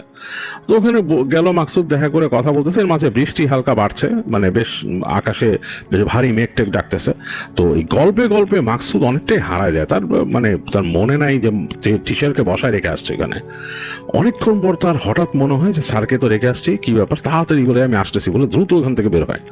তো মাকসুদ দ্রুত আসে, এসে সে যখন স্যারের ঘরের কাছে আসতেছে, মানে তাদের যে স্টাডি রুমটা, তাদের যে স্টাডি রুমের পাশে কিন্তু একটা খোলা জায়গা আছে, তাদের ওই যে উপরের যে ছাদের ওই যে অংশ থেকে খোলা, মানে খোলা অংশ আর কি, সেখান থেকে আলো এসে নামে এই জায়গাটা। তো সুতরাং এই খোলা জায়গা দিয়ে বৃষ্টির ছাট কিন্তু ঢুকে তাদের এই পাশের যে ছোট্ট করিডোরটা, সেখানে পড়তেছে বৃষ্টির ছাট। আর কতগুলো ফুলের গাছ আছে, সেগুলোর মধ্যে ছোট ছোট ফুল টুল ধরা আর কি এরকম। তো অন্যরকম একটা পরিবেশ। তো রুমটার কাছে যখন চলে আসে মাকসুদ দ্রুত হেঁটে, তো সে হঠাৎ করে প্রচন্ড ফুলের ঘ্রাণ পেল। নাকের মধ্যে মনে হচ্ছে একদম ফ্রেশ ফ্লাওয়ার্স কেউ এনে যদি মানে ছড়ায় রাখে ওই জায়গায়, এরকম ঘ্রাণ। তো মাকসুদের কাছে একটু অস্বস্তি লাগলো যে মানে এই ফুলের ঘ্রাণ, এত এত কড়া ফুলের ঘ্রাণ কোত্থেকে আসতেছে। আর মনে হলো যে সে স্যারের কণ্ঠ শুনলো, স্যার কারোর সাথে কথা বলতেছে। এই সময় ঠাস করে বিদ্যুৎ চলে গেল তাদের বাসায়। তো সেই সময় কিন্তু এই জেনারেটর অ্যান্ড আইপিএস এর এত ছড়াছড়ি ছিল না, মানে নতুন নতুন লাগতেছে আইপিএস কিছু জায়গায়, এরকম অবস্থা। জেনারেটর সব জায়গায় থাকতো না। তো মাকসুদদের বাসায় কোনোটাই ছিল না। তো হঠাৎ করে বিদ্যুৎ চলে যায়, মাকসুদ এক সেকেন্ডের জন্য দাঁড়ায় পড়ে, বিকজ ও মানে ওই যে অন্ধকারটা চোখে শুয়ে আসার জন্য সে এক সেকেন্ডের মতো দাঁড়ায়, সে আবার হাঁটে সামনে। তো সে হেঁটে তাদের ওই দরজার কাছে যখন চলে আসছে, সে বুঝতে পারছে যে ঘ্রাণটা মানে প্রচন্ড তীব্র হয়েছে, এবং স্যারের কণ্ঠের সাথে সে মনে হয় চাপা কণ্ঠে একটা নারী কণ্ঠও শুনলো। তো মানে এটা শোনার পর মাকসুদের কাছে জানি কেমন লাগছে, এবং কণ্ঠটাও জানি কেমন। তো সে যখন নাকি ঘরের দরজায় গিয়ে দাঁড়াইছে, তখন কিন্তু তার পেছনে ওই যে খোলা আকাশের একটা অংশ তাদের ওখান থেকে আকাশের আলো এসে নামছে, সেখানে কিছুটা আলোকিত লাগতেছে তার। আর ঘরের ভেতরটা লাগতেছে অন্ধকার, এবং অন্ধকারের মধ্যে সে জানি কি একটা ফিল করছে মাকসুদ। তার কাছে মনে হলো যে স্যার একা না, স্যারের সাথে আরো কেউ আছে। সে জানে তাদের বাড়িতে স্যারের সাথে এরকম কথা বলার মতো কেউ নাই। তাদের বাসায় যে তার আম্মু, তার আব্বু সবাই হচ্ছে ওইদিকে রুমে, তারা কথা বলতেছে তার মামাদের সাথে। এখানে কেউ নাই, স্যার কিন্তু একাই থাকার কথা। স্যার কার সাথে কথা বলতেছে? এবং সেই নারী কণ্ঠ কিন্তু সে শুনছে, এবং সে যখন দরজায় এসে দাঁড়াইছে তখন মনে হচ্ছে শব্দটা চুপ হয়ে গেছে, মানে যা বলতেছিল এটা পুরোপুরি থেমে গেল। অল অফ এ সাডেন মনে ঠাক করে থেমে গেল। স্যারও আর কিছু বলতেছে না, এবং একদম দুইজন মানে স্যার নীরব, স্যারের মুখে কিন্তু কোনো ভাষা নাই। এবং মাকসুদ হেঁটে দরজা থেকে এক পা ভেতরে ঢুকলো। তখন স্যার বলল যে মাকসুদ এতক্ষণ পরে আসলা তুমি? তো স্যারের কণ্ঠটাও জানি কেমন ছিল, মাকসুদের খুব ভয় লাগছে, স্বাভাবিক কণ্ঠ না। তো মাকসুদ তখন এই অন্ধকারে দাঁড়ায় বলতেছে, স্যার ভুলে গেছিলাম, মামাদের সাথে গল্প করতে করতে আর মনে ছিল না। তো স্যার বলছে, বুঝতে পারছি, তুমি বাতির ব্যবস্থা করো।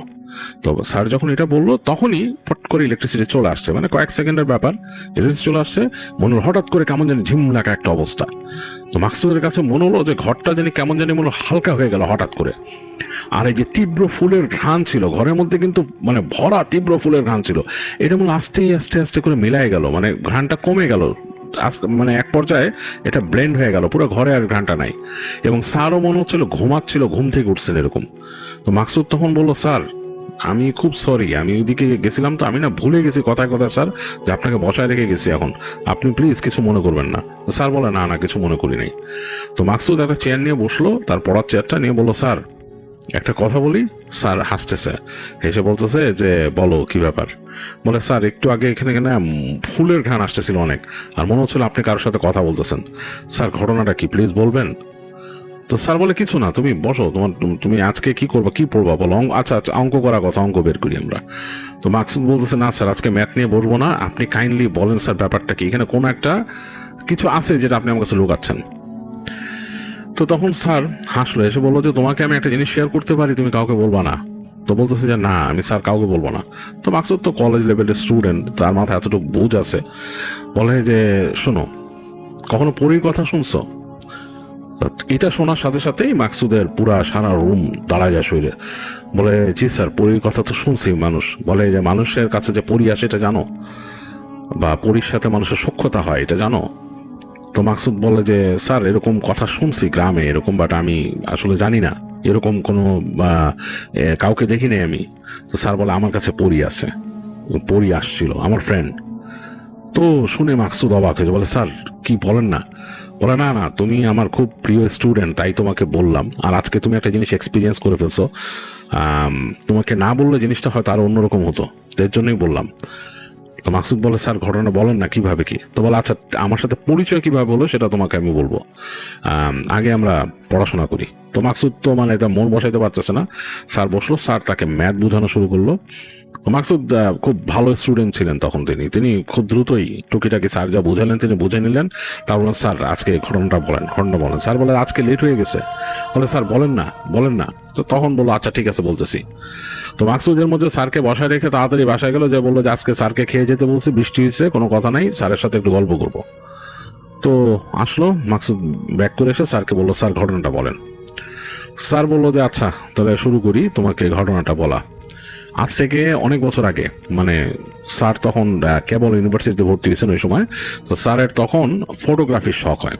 তিনি মানে আসছিলেন খুলনা থেকে, এবং সেখানে তিনি টুকিটাকে ফটোগ্রাফি করতেন, কারণ তার মামা তাকে একটা ক্যামেরা এনে দিয়েছিল বিদেশ থেকে, ইংল্যান্ড থেকে। তো স্যারের খুব শখ ছিল তখন এই ফটো তোলার। তো এক্সপেন্সিভ জিনিস, কারণ রিল কিনে কিনে করতে হয়। তো তারপরও স্যার কি করতেন, যখন ঢাকায় আসছেন, এসে যখন পড়াশোনা করতেছেন, ওই টিউশনির টাকা থেকে বা তার বাবা যখন টাকা পাঠাইতো সেখান থেকে টাকা সেভ করে তিনি ছবি তুলতেন। তো এই স্যার তার এক বড় ভাইয়ের কাছে যেতেন এই ফটোগ্রাফি সম্বন্ধে শিখতে জানতে। সেই বড় ভাইয়ের বাসা ছিল নীলক্ষেতের কাছে। তো সেখানে যেতেন স্যার, গিয়ে স্যার একটা সাইকেল ছিল তখন, তো গিয়ে তিনি ওই বড় ভাইয়ের কাছ থেকে বিভিন্ন জিনিস শিখতেন, জানতেন, টিপস নিতেন, ছবি তোলার প্র্যাকটিস করতেন। সে বড় ভাই মাঝে মাঝে তাকে পাঠাতো বিভিন্ন জায়গায় ছবি তুলে আসতে। তো একবার ও বড় ভাইয়ের ম্যারেজ অ্যানিভার্সারি, তো স্যারকে বলছে যেতে। তো স্যার গেলেন ওখানে। তো যাওয়ার পর তাদের বাসায় বেশ অনুষ্ঠান হলো, সবাই খাওয়া দাওয়া করলো, রাত হয়ে গেল, অনেক রাত হয়ে গেল। তো অনুষ্ঠান শেষ হলে দেখা গেল যে স্যারের ওই বড় ভাইয়ের বাসায় বেশ খাবার দাবার বাড়ছে, এবং অনেকগুলো ফুলের তোড়া মানে জমা হয়েছে ঘরের ভিতরে। তো বড় ভাই খুব ক্লোজ ছিল, তো তাকে একটা বুকে দিল, এরকম ফুলের বুকে দিল, দিয়ে বললো যে তুই নিয়ে যা এটা, সবুজ এটা নে, তো নিয়ে তুই এটা ছবি তুলবি, বিভিন্ন অ্যাঙ্গেল থেকে এটা দেখবো। তো স্যার তো খুশি হলেন, বললেন যে এটা নিয়ে যাব, যে ছবি তুলবো। বলে, হ্যাঁ বিভিন্ন অ্যাঙ্গেলে ছবি তুলবি, তো এই ছবি, এই ফুলের ছবি, মানে তুই কিভাবে তুলিস, বুকেটার ছবি কিভাবে প্রেজেন্ট করিস সেটা দেখবো। তো শুনলেন, স্যার বললেন আচ্ছা ঠিক আছে। তো তিনি ওই ফুলের নিলেন, আর ওই স্যারের বড় ভাই তাকে যাওয়ার সময় খাবার দাবার একটা ইসের মধ্যে বাটিতে দিলেন। সেই ভাবিও খুব পছন্দ করতেন সবুজকে, দুইজনই তো দিলেন। তো সবুজ স্যার সব নিয়ে বললেন, তার কাছে বিদায় নিলেন। তখন রাত হয়ে গেছে, রাত তখন প্রায় এরকম 12টা, 12:30 বাজে। তো স্যার রওনা দিলেন সেই তার বড় ভাইয়ের বাসা থেকে। তো নিচে নেমে তার সাইকেল ছিল, সাইকেলের সাথে সে ওই পিছনে ক্যারিয়ার ছিল, তখন একটা ক্লিপের মতো ক্যারিয়ার থাকতো, সেটা দিয়ে আটকাইলেন টিফিন বক্স, আর তার সাথে ফুলের বুকেটাও রাখলেন, গোলাপের বুকে, এরকম বড় বড় লাল গোলাপের বুকে। তো শক্ত করে তিনি একটা রশি দিয়ে বাঁধলেন, বেঁধে সুন্দর করে যাতে ওটা ছুটে না যায়। তবে রওনা দিলেন। তো আসতেছেন সে বড় ভাইয়ের বাসা থেকে, আসতে আসতে তিনি ঢুকে গেলেন একটা নির্জন জায়গায়, নির্জন একটা রেসিডেন্সিয়াল এলাকা দিয়ে আসতেছেন। এটা কিন্তু তখন মানে 90s সময়, কোনো একটা সময় 90s আসতেছেন। ওই রাস্তা তখন অন্ধকার, রাতের বেলা তখন আসতেছেন, একদম রাত্রেবেলা 12:30টার দিকে, একদম নিশুতি রাত হয়ে গেছে। তো আস্তে আস্তে তিনি যেখান থেকে আসতেছেন একটা লেকের পাশ দিয়ে অনেক গাছপালা। তো স্যার আবার একটু খেয়ালি ছিলেন, তার অনেক কিছু ভালো লাগতো, মানে একটু নির্জন জায়গায় একটু সুন্দর দৃশ্যগুলো ভালো লাগতো। যেখান থেকে তিনি আসতেছেন ওই জায়গা হচ্ছে গাছপালা, বেশ গাছপালা, আর একটা লেকের পাশে কিছু জায়গায় মাছ ধরার মাচান, মানে কিছু মানুষ মাছ ধরতো। তো ওই বৃষ্টি হয়ে যখন লেকের পানি একটু বেড়ে যায়, তখন ওই মাচানগুলো ওই পানিতে ডুবু হয়ে থাকে এরকম। তো স্যার যখন আসতেছেন, স্যারের কাছে খুব ভালো লাগতো আগে ওখানে দেখতে, উনি রাতের বেলা ওদিক দিয়ে গেলেই দেখতেন মানুষ মাছ ধরে। তো ওনার কাছে মনে হলো যে আমি এই পাশ থেকে একটু ঘুরে, একটা বাঁকা রাস্তা আছে এরকম, ঘুরে যাই ওই লেকের পাশ দিয়ে। চিন্তা করলেন যে ওই রাস্তা দিয়ে যাই, ওখানে আবার মানুষজন একদম থাকে না, নিশুতি হয়ে যায় রাতের বেলা ওই বাঁকা রাস্তাটা। এমনি ওই জায়গাটাই তখন মানে ওই রেসিডেন্সিয়াল এলাকা যেখানে স্যার আসতেছেন ওই জায়গাটা এমনি নিশুতি থাকতো। আর রাতের বেলা এরকম রাত 12:30-1টার পর ওই যে বাঁকা রাস্তা ঘুরে গেছে যেটা, সেখানে মানুষ থাকতোই না একবারে। মানে তখনকার সময় 90s ওই জায়গাগুলোতে দোকানপাটও থাকতো না এরকম। এখন দেখা যায় অনেক দোকানপাট বা খাবারের জায়গা টাকা থাকে, এখন তখন থাকতোই না। তো স্যার ওখান দিয়ে ঢুকলেন, ঢুকে যাচ্ছেন প্যাডেল করে করে, তার কাছে বেশ ভালো লাগতেছে। অনেক দূরে দূরে ল্যাম্পপোস্ট, মানে একটা ল্যাম্পপোস্ট এইখানে আর একটা ল্যাম্পপোস্ট অনেক দূরে। আর তখনকার ল্যাম্পপোস্টগুলো ছিল নিয়ন, মানে ওই যে ইসে টিউব লাইটের ল্যাম্পপোস্ট, ওই ভেতরে তখনও ওই সোডিয়াম লাইট এগুলো লাগে নাই। তো স্যার আসতেছে, দেখলো যে একটা ওই ল্যাম্পপোস্টে লাইট ফ্লিক করতেছে এরকম, জলে নিভে, মানে আবার ফ্লিক করে আবার নিভে যায়। তো বেশ মজা লাগতেছে সবুজ স্যারের এটা দেখে। উনি প্যাডেল করতে করতে যাচ্ছেন আর ডান দিকে তাকায় আছেন, ওখানে কোনো ওই যে ইকে দেখা যায় কিনা, ওই যে মাছ ধরে এই মানুষগুলোকে দেখা যায় কিনা, কাউকে দেখতেছেন না। তো তিনি আস্তে আস্তে এক জায়গায় তার মনে হলো যে তিনি সাইকেল নিয়ে আসতে, তার মানে প্রচন্ড জল বিয়োগের প্রয়োজন পড়লো। তো স্যার সাইকেলটাকে রাখলেন, রেখে তিনি নামলেন, নেমে হেঁটে গিয়ে জল বিয়োগ করলেন এক জায়গায়। তো তিনি যখন জল বিয়োগ করতেছেন, হঠাৎ করে তার মনে হলো যে তাকে গাছের উপর থেকে কেউ কিছু মারতেছে, ঠাস ঠাস করে, মানে ইট বা কিছুর মতো ঠাস ঠাস করে মারতেছে তার আশেপাশে, মানে স্যারের ডানে বামে এরকম। তো তিনি চিন্তা করলেন এগুলো কে মারতেছে এরকম করে। তো তিনি একটু মাথা এদিক ওদিক করলেন, আবার একটু লজ্জাও পেলেন, কারণ একটু ভদ্র টাইপের মানুষ ছিলেন, মানে খুব শান্তশিষ্ট। তো তিনি চিন্তা করলেন যে এখানে কি আশেপাশে কেউ বসে আছে? এই জায়গায় রাতের বেলা কেউ বসে না, কারণ গাছগাছালি যেখানে তিনি আছেন তার পেছনে মানে রাস্তার ওই পাশে একটা ছোট্ট ফেন্সের ওই পাশে মানে গাছগাছালি, মানে একটু লনের মতো আর গাছগাছালি, তার ওই পাশে লেক, আর ওই পাশেও গাছগাছালি ভর্তি, মানে মানুষজন বলতে কেউই নাই ওইখানে। মানে এমনও না যে ফুটপাতে কেউ শুয়ে থাকবে এরকমও কেউ নাই। তো স্যার হালকা করে মাথা ঘুরায় দেখলেন যে ওই পাশে একটা বেঞ্চি আছে, বেঞ্চির মধ্যে তিনি মনে হলো যে কোনো একটা মানুষকে বসে থাকতে দেখলেন, কেউ একজন বসে আছে ওইখানে। তো তিনি অবাক হলেন যে এত রাতে কোনো মানুষ নাই, একজন মানুষ বসে আছে। যখনই তার কাজ সারলেন, সেরে তিনি আস্তে করে ওই ছোট মানে ড্রেনের মতো ছিল আর কি, ওই পাশ থেকে উঠে আসলেন। সে রাস্তায় এসে তিনি রাস্তার এই পাশে সাইকেল রাখছেন, সাইকেলের উপরে বসলেন, বসে চিন্তা করেন মানুষটা কে। আর যখন তিনি ওখানে আছেন তখন মাস হচ্ছে সেপ্টেম্বর মাসের মতো। তো 90s সেপ্টেম্বরে কিন্তু হালকা ঠান্ডা হয়ে যেত ওয়েদার এরকম, আর মনে হচ্ছে গাছগাছালির মধ্যে হালকা হালকা কুয়াশা। তো স্যার আস্তে করে প্যাডেল করা শুরু করলেন, সামনে গিয়ে যাচ্ছেন। তো ওই যে বেঞ্চির মতো যে জায়গাটা, ওইখানে কিন্তু ওই তিনি বসে থাকতে দেখছেন একজনকে। আর তিনি একটু চিন্তা করছিলেন যে এই মানুষটাই কি ইট মারছে আমাকে ওইখানে, এত দূর, মানে মোটামুটি ডিস্টেন্স আছে ওইটার থেকে। এটা চিন্তা করতে প্যাডেল মেরে যাচ্ছেন, মানুষটার কাছে চলে আসছেন তিনি। তো যখন মোটামুটি কাছে আসছেন, তিনি বুঝতে পারছেন যে এটা মানুষটা মেয়ে মানুষ, এটা মানে ছেলে মানুষ না। তবে তিনি একবার চিন্তা করলেন এটা কি মানে মানসিকভাবে কোনো সমস্যাওয়ালা মানুষ কিনা, কারণ ড্রেস আপটা একটু অন্যরকম, মানে একটা এরকম বোরখা বা কিছু যদি পরে থাকে কেউ লম্বা টাইপের ওরকম পরা। তো মাথায় আবার কোনো কাপড় নাই, মানে মাথাটা খোলা, চুলগুলো খুলে আছে, চুলের খানিকটা সামনে দেয়া আছে, চেহারা দেখা যাচ্ছে না। তো স্যার প্যাডেল করতে করতে যখন নাকি ওই মানুষটাকে পার হয়ে গেলেন, তার গাটা কাটা দিয়ে উঠলো। মানে ঠিক যখন ওটাকে পাশ কাটাচ্ছেন মানুষটাকে, তখন তার সারা শরীর কাটা দিয়ে উঠছে। কারণ তিনি মাথা ঘুরে দেখছেন চেহারার জায়গায় কিছু দেখা যাচ্ছে না, চেহারাটা পুরা অন্ধকার, মানে ডার্ক, ওখানে কিছু নাই। তো তিনি চিন্তা করলেন যে কেন দেখা যাবে না, কারণ ওইখানে যে রাস্তার যে নিয়ন লাইটের আলো আছে সেটা হালকা পড়ে কিন্তু চেহারা দেখা যাওয়া উচিত মানুষের, তো ওখানে মনে হচ্ছে অন্ধকার, মানে ডার্ক পুরা। তো স্যার সাইকেল প্যাডেল করছিলেন, সাইকেল প্যাডেল করতেছেন, দ্রুত ওদিক থেকে পার হয়ে যাবেন, তার সারা শরীর ভার হয়ে গেছে। এক পর্যায়ে তার কাছে মনে হলো যে তার যে এই ফুলের ঘ্রাণগুলো খুব বেশি লাগতেছে তার নাকে, এই যে গোলাপগুলো ছিল সেটার মানে ঘ্রাণগুলো মনে হচ্ছে খুব বেশি লাগতেছে নাকে। আর মনে হলো যে তার সাইকেলটা ভার হয়ে গেছে, মানে বেশ ওজন হয়ে গেছে। তো স্যার একটু অস্বস্তিতে পড়ে গেলেন যে সাইকেল প্যাডেল করতে এত কষ্ট হচ্ছে কেন, ভার হয়ে গেছে। তো তিনি একবার ভাবলেন যে তার চাকার কি পাম্প কমে গেছে কিনা। তো তিনি চিন্তা করলেন আমি নেক্সট যে ইটা আছে মানে ওই যে ল্যাম্পপোস্ট, ওইটার নিচে দাঁড়াবো। তো ঠিকই তিনি অনেক কষ্টে কয়েকবার প্যাডেল করে ল্যাম্পপোস্টের কাছে আসলেন, এসে দাঁড়ায় গেলেন। দাঁড়ায় যেয়ে দেখতেছেন চাকার দিকে, দেখতেছে যে না, চাকার পাম্প ঠিকই আছে। তিনি পেছন ফিরে ঘাড় ঘুরায় তাকালেন, তাকায় দেখলেন যে তার যে গোলাপের যে তোড়াটা, যে বুকেটা, সেটাও ওইরকম নর্মালি আছে। তো তার ঘাড়ের মধ্যে কিন্তু স্যারের ঘাড়ের মধ্যে স্যারের ক্যামেরা পেঁচানো ছিল। তো এটা নিয়ে একটু ভয় পাচ্ছিলেন যে তার ক্যামেরাটা কেউ নিয়ে যায় কিনা রাতের বেলা, মানে কোনো ছিনতাইকারী বা কিছু, এটা ভয় পাচ্ছিলেন তিনি। তো তারপর চিন্তা করলেন যে আর কি করবেন, কিছু করার নাই, তিনি তাড়াতাড়ি আবার প্যাডেল করা শুরু করলেন। সাইকেলের ওজন কিন্তু বেড়েই আছে, তার কাছে মনে হচ্ছে তিনি ডাবলিং করতেছেন, মানে কোনো মানুষকে যদি সাথে বসায় নিয়ে চলেন, অনেক সময় ক্যারিয়ারে বন্ধু বান্ধব কাউকে বসায় নিয়ে প্যাডেল করেন, ওরকমই লাগতেছে। তো একটু সামনে যখন চলে আসলেন প্যাডেল করতে করতে তিনি, তখন দেখলেন সামনে একটা মসজিদ পড়ছে। মসজিদের কাছে যখন তিনি চলে আসলেন প্যাডেল করে, মনে হলো তার সাইকেলটা ফট করে হালকা হয়ে গেল, অ্যাজ ইফ মানে মানুষ লাফ দিয়ে নেমে যায় সাইকেলের পেছন থেকে কেউ প্যাডেলিং করার সময়, জাস্ট লাইক দ্যাট। তো স্যার অবাক হয়ে গেলেন, তার ওই প্যাডেলেই লাস্ট যে প্যাডেলটা করছেন তিনি মনে হলো নেমে গেছে, তার সাইকেলটা মনে হলো সেট করে সামনে মুভ করলো, মানে একটু স্পিডে মুভ করে গেল, মানে কেউ পিছন থেকে নেমে গেল এরকম। তো তিনি অবাক হয়ে গেলেন যে ঘটনাটা কি, মানে এরকম হলো কেন, এটা কি ব্যাপার, এমন তো না যে চেইনে কোনো সমস্যা বা কিছু। তো তিনি প্যাডেল করতে করতে মসজিদের ওই পাশ দিয়ে গেলেন। তো মসজিদ পার হয়ে তিনি রাস্তাটা ডানে টার্ন নিচ্ছে, ওখান থেকে ডানে টার্ন নিয়ে বাঁকায় গেছে। তো ওদিকে ডানে টার্ন নিয়ে তিনি বাঁকায় গেলেন। এখন কিন্তু সাইকেল কিন্তু ওরকম মানে লাইট হয়ে গেছে আগের মতোই, মানে একদম লাইট যেরকম ছিল সেরকমই লাগতেছে। মাঝখানে বেশ খানিকক্ষণ টাইম বেশ ভারী ছিল, তো উনি এটার কোনো লজিক খুঁজে পাইতেছেন না যে কেন এরকম ভারী হয়ে গেছিল। তো তিনি চালায় যাচ্ছেন, হঠাৎ করে তিনি বুঝতে পারলেন তার মাথার উপর দিয়ে কিছু একটা উড়ে যাচ্ছে, কাছাকাছি চক্কর দিচ্ছে প্রায়। তিনি বলছেন কি এটা, রাতের বেলা কোন পাখি, কাক টাক তো রাতে থাকে না। তো তিনি এরকম উকি দিলেন, মানে উপর দিকে তাকালেন একবার। তো তাকায় দেখতেছেন মনে হচ্ছে একটা বড় পেঁচা, এরকম পেঁচা তার মাথার উপর দিয়ে চক্কর দিয়ে দিয়ে যাচ্ছে বারবার।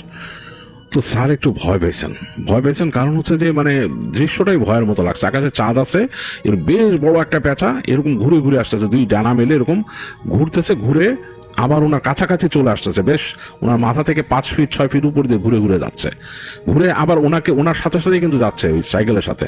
তো পেঁচা কিন্তু এরকম করে না, এটা তার কাছে মানে বেশ অন্যরকম লাগলো যে পেঁচার তো এরকম করার কথা না। তো যাই হোক, তিনি একদম সোজা যেয়ে তাদের ওখানে একটা মেন রাস্তা ছিল, এটা পার হয়ে আবার ওই পাশের গলিতে তার ঢোকার কথা। তো তিনি মেন রাস্তাটা পার হলেন, সাইকেল থেকে নেমেই পার হয়েছেন, কারণ অনেক সময় রাতের বেলা নির্জন রাস্তা হলেও হঠাৎ করে কিছু একটা চলে আসে গাড়ি ঘোড়া স্পিডে। তো পার হয়ে তিনি আবার সাইকেলে উঠলেন। তো এই পাশে যখন তিনি গলিতে উঠছেন, এই গলিগুলো অনেক ডেন্সড, মানে অনেক মানে একটা পরে একটা বাড়ি, এবং মানে অন্যরকম বেশ পুরাতন বাড়ি অনেকগুলা। তো এগুলোর পাশ দিয়ে তিনি যাচ্ছেন। তিনি যে বাসাটায় থাকেন ওইটা একটা পুরাতন বাড়ি, ওইটা 4 তলা একটা বাড়ি, ওইটার ওপরে তিনি থাকেন একেবারে চিলে কোঠায়, ওখানে তিনি একটা ঘর নিয়েছিলেন ভাড়া, ওই ঘরে থাকেন। তো তিনি যাচ্ছেন, তার কাছে যিনি কেমন জানি গা কাটা দিয়ে দিয়ে উঠতেছে। আর তিনি অনেকক্ষণ পর পর দেখতেছেন যে অনেক উপর দিয়ে, তার উপর দিয়ে, মানে ওখানে তো বিল্ডিং গুলা 3 তলা 4 তলা এরকম, অনেক উপর দিয়ে তাকে ফলো করে করে ওই পেঁচাটা আসতেছে। এটা তার কাছে বেশ অন্যরকম লাগলো যে মানে বেশ খানিকটা রাস্তা তাকে ফলো করে এই পেঁচাটা কেন আসতেছে।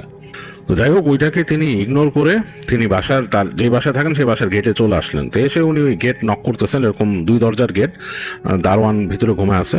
আজকে তো রাত হয়ে গেছে, ওনার এত রাত হয় না সাধারণত। তো দারোয়ান ঘুম ঘুম চোখে এসে দরজা খুললো।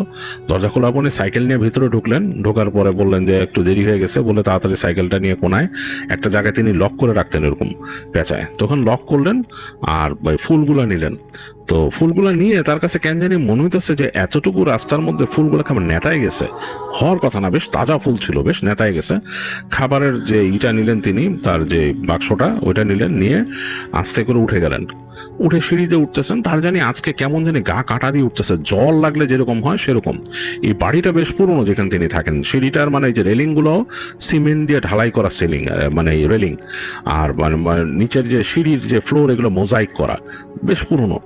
তার কাছে এখন ভয় ভয় লাগতেছে কেন জানি আজকে, মানে প্রতিটা সিঁড়ি তিনি পার হচ্ছেন তার মনে হচ্ছে নেক্সট স্টেপে কেউ আছে। 4 তলা বাড়ি, 3 তলার পরে বাতি নাই, মানে ওই জায়গায় মানে এই অন্ধকার। তো ওই অন্ধকারটা দেখে তার খুব ভয় লাগলো, 3 তলার কাছে দাঁড়ায় অন্ধকার দেখে খুব ভয় লাগলো। তো স্যার উঠে গেছে, ওই 4 তলা পার হয়ে তিনি উঠে গেলেন ছাদের ওইখানে। তো ওনার যে রুম তার পাশে কিন্তু আরেকটা রুম আছে, ওখানে আরেকজন রুমমেট থাকে। তো মানে অন্য মানুষ আর কি, রুমমেট ঠিক না, মানে ওনাদের বলতে বলে ওনার নেইবার আর কি, পাশে আর একটা মানুষ থাকে আর কি আরেকটা রুমে। তো উনি দেখলেন যে তারা ঘুমায় আছে, ওইটার দরজা বন্ধ। তিনি আস্তে করে যে নিজের রুমের তালাটা খুললেন। তালা খোলার পর তার মনে হলো একটা দমকা বাতাস তার সাথে ঘরের মধ্যে ঢুকলো, একটা দমকা বাতাসের মতো। অবাক হলেন তিনি, মানে বাতাসের কিন্তু কোনো ছিল না, মানে ওখানে ফ্লো ছিল না। মানে তার পাশেই, যেখানে তিনি যে ঘরটা, তার পাশেই কিন্তু এরকম ছোট্ট একটা লোহার গেট, লোহার গেটের পাশেই কিন্তু ছাদ, মানে খোলা দেখা যায় ছাদটা অন্ধকারে। তো বাতাসটা দমকা ভাবে আসছে এবং ছাদের থেকেও আসে না, মানে সিঁড়ির নিচ দিয়ে আসছে, এসে সট করে ঘরে ঢুকছে ওনার পেছন থেকে। তো স্যার আর কিছু না বলে ঘরে ঢুকলেন। ঢুকে তিনি তাড়াতাড়ি ওই তার টেবিল ছিল, পড়ার টেবিল, সেখানে ওই রাখলেন, ফুলের ওইটা রাখছেন, খাবার জিনিস রাখছেন, লিখে লাগাই দিচ্ছেন। দরজা লাগাই দিয়ে তিনি তার বাতি জ্বালছিলেন। বাতি জ্বালে তাড়াতাড়ি তিনি গেলেন বাথরুমে ফ্রেশ হইতে।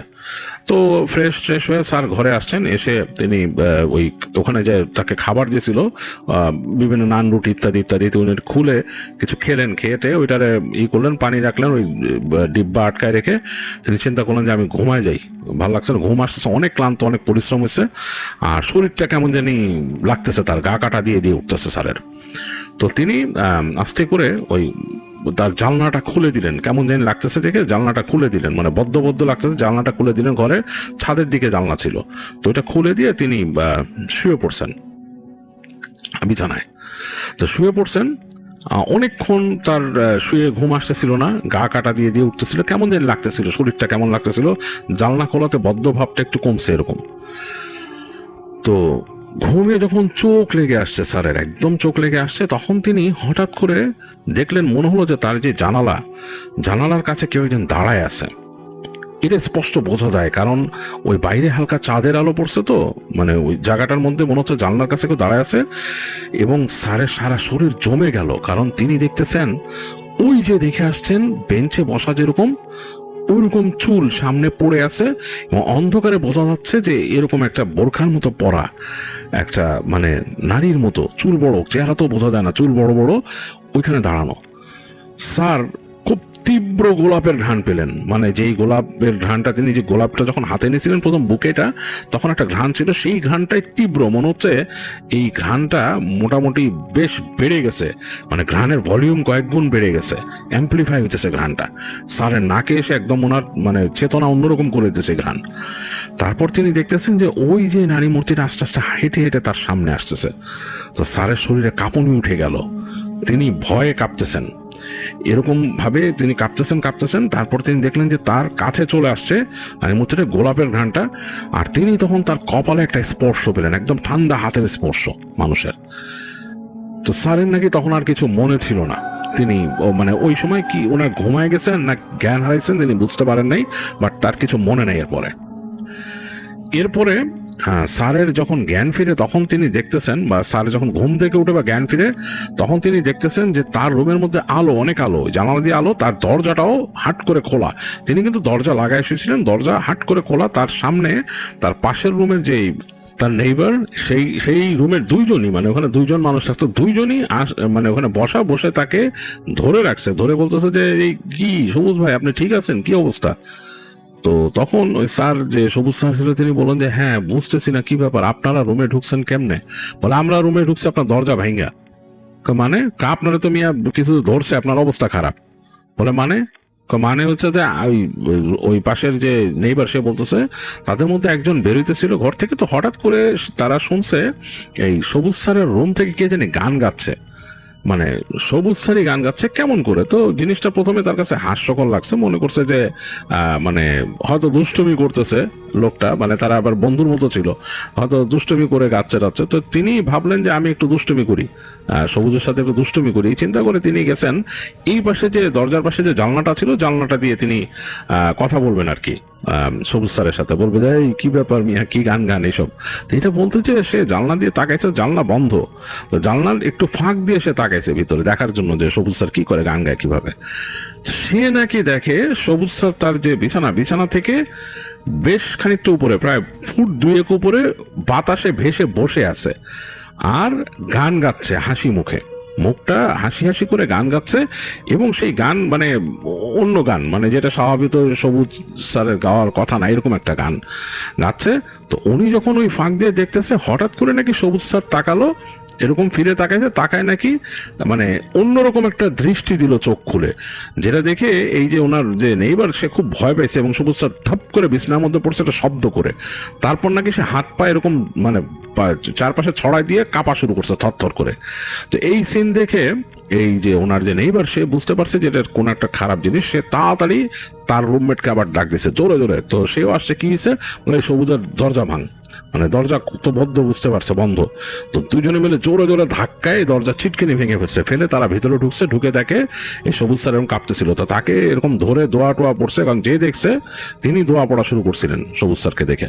তো দোয়া পড়তে পড়তে তারপর তাকে এরকম হাত পা মালিশ করতে করতে একসময় তিনি তাকাইছেন। তো এই ঘটনাটা আবার বলে তারা তখন সবুজ স্যারকে যে এই ঘটনা হয়েছে, কি ব্যাপার আপনার কি হয়েছিল বলে। সবুজ স্যার তখন বলে যে আমি কালকে রাত্রে এরকম এরকম মানে একটা অদ্ভুত জিনিস ফিল করছি। তো তখন তারা বলে যে আপনাকে তো এইভাবে রাখা যাবে না, আপনার তো এরগুলো ক্ষতি হয়, কিন্তু আপনার মানে মেরেই ফেলতে পারে এরকম হইলে, কি ব্যাপার কি। তো তারা সবুজ স্যারকে নিয়ে আসে রুমে। তো ওরা আর ওই দিন বেরোতেছিল, বেরোয় না। তো এর মধ্যে তাদের মধ্যে একজন যায়, ওখানকার কাছাকাছি একটা মসজিদ ছিল, বেশ নামকরা একটা মসজিদ, সেই মসজিদে যেয়ে কথা বলে। কথা বলার পর সেখানকার যিনি ছিলেন হুজুর ছিল, বললো যে ওনাকে নিয়ে আসেন। তো সবুজ স্যারকে নাকি ওখানে নিয়ে যায়। তো সবুজ স্যার নাকি মসজিদে, মানে উনি কিন্তু খুব বেশি প্র্যাকটিসিং মানুষ ছিলেন না সবুজ স্যার, হ্যাঁ উনি এই দিকে খুব একটা মানে আগ্রহীও ছিলেন না। তো উনি নাকি মসজিদে যাওয়ার কিছুক্ষণ আগেই, মানে খুব স্বাভাবিকভাবে হেঁটে আসছে, মসজিদে যাওয়ার একটু আগেই তিনি বলতেছেন না যাবো না, থাক, এগুলা সেই দরকার নাই, আমি এগুলা পছন্দ করি না, বিশ্বাস করি না, আরে কি দেখছেন আপনি উল্টা পাল্টা বলেন তো, আমার সাথে এই করতেছেন। এক পর্যায়ে নাকি তিনি খুব মিসবিহেভ টাইপের শুরু করেন, মানে মানে মানে এরকম করতেছেন, মানে ছোটাফাটা করতেছেন, চলে যাবেন, থাকবেন না, এরকম একটা অবস্থা। তাকে ধরে রাখতে হইতেছে এই দুইজনের।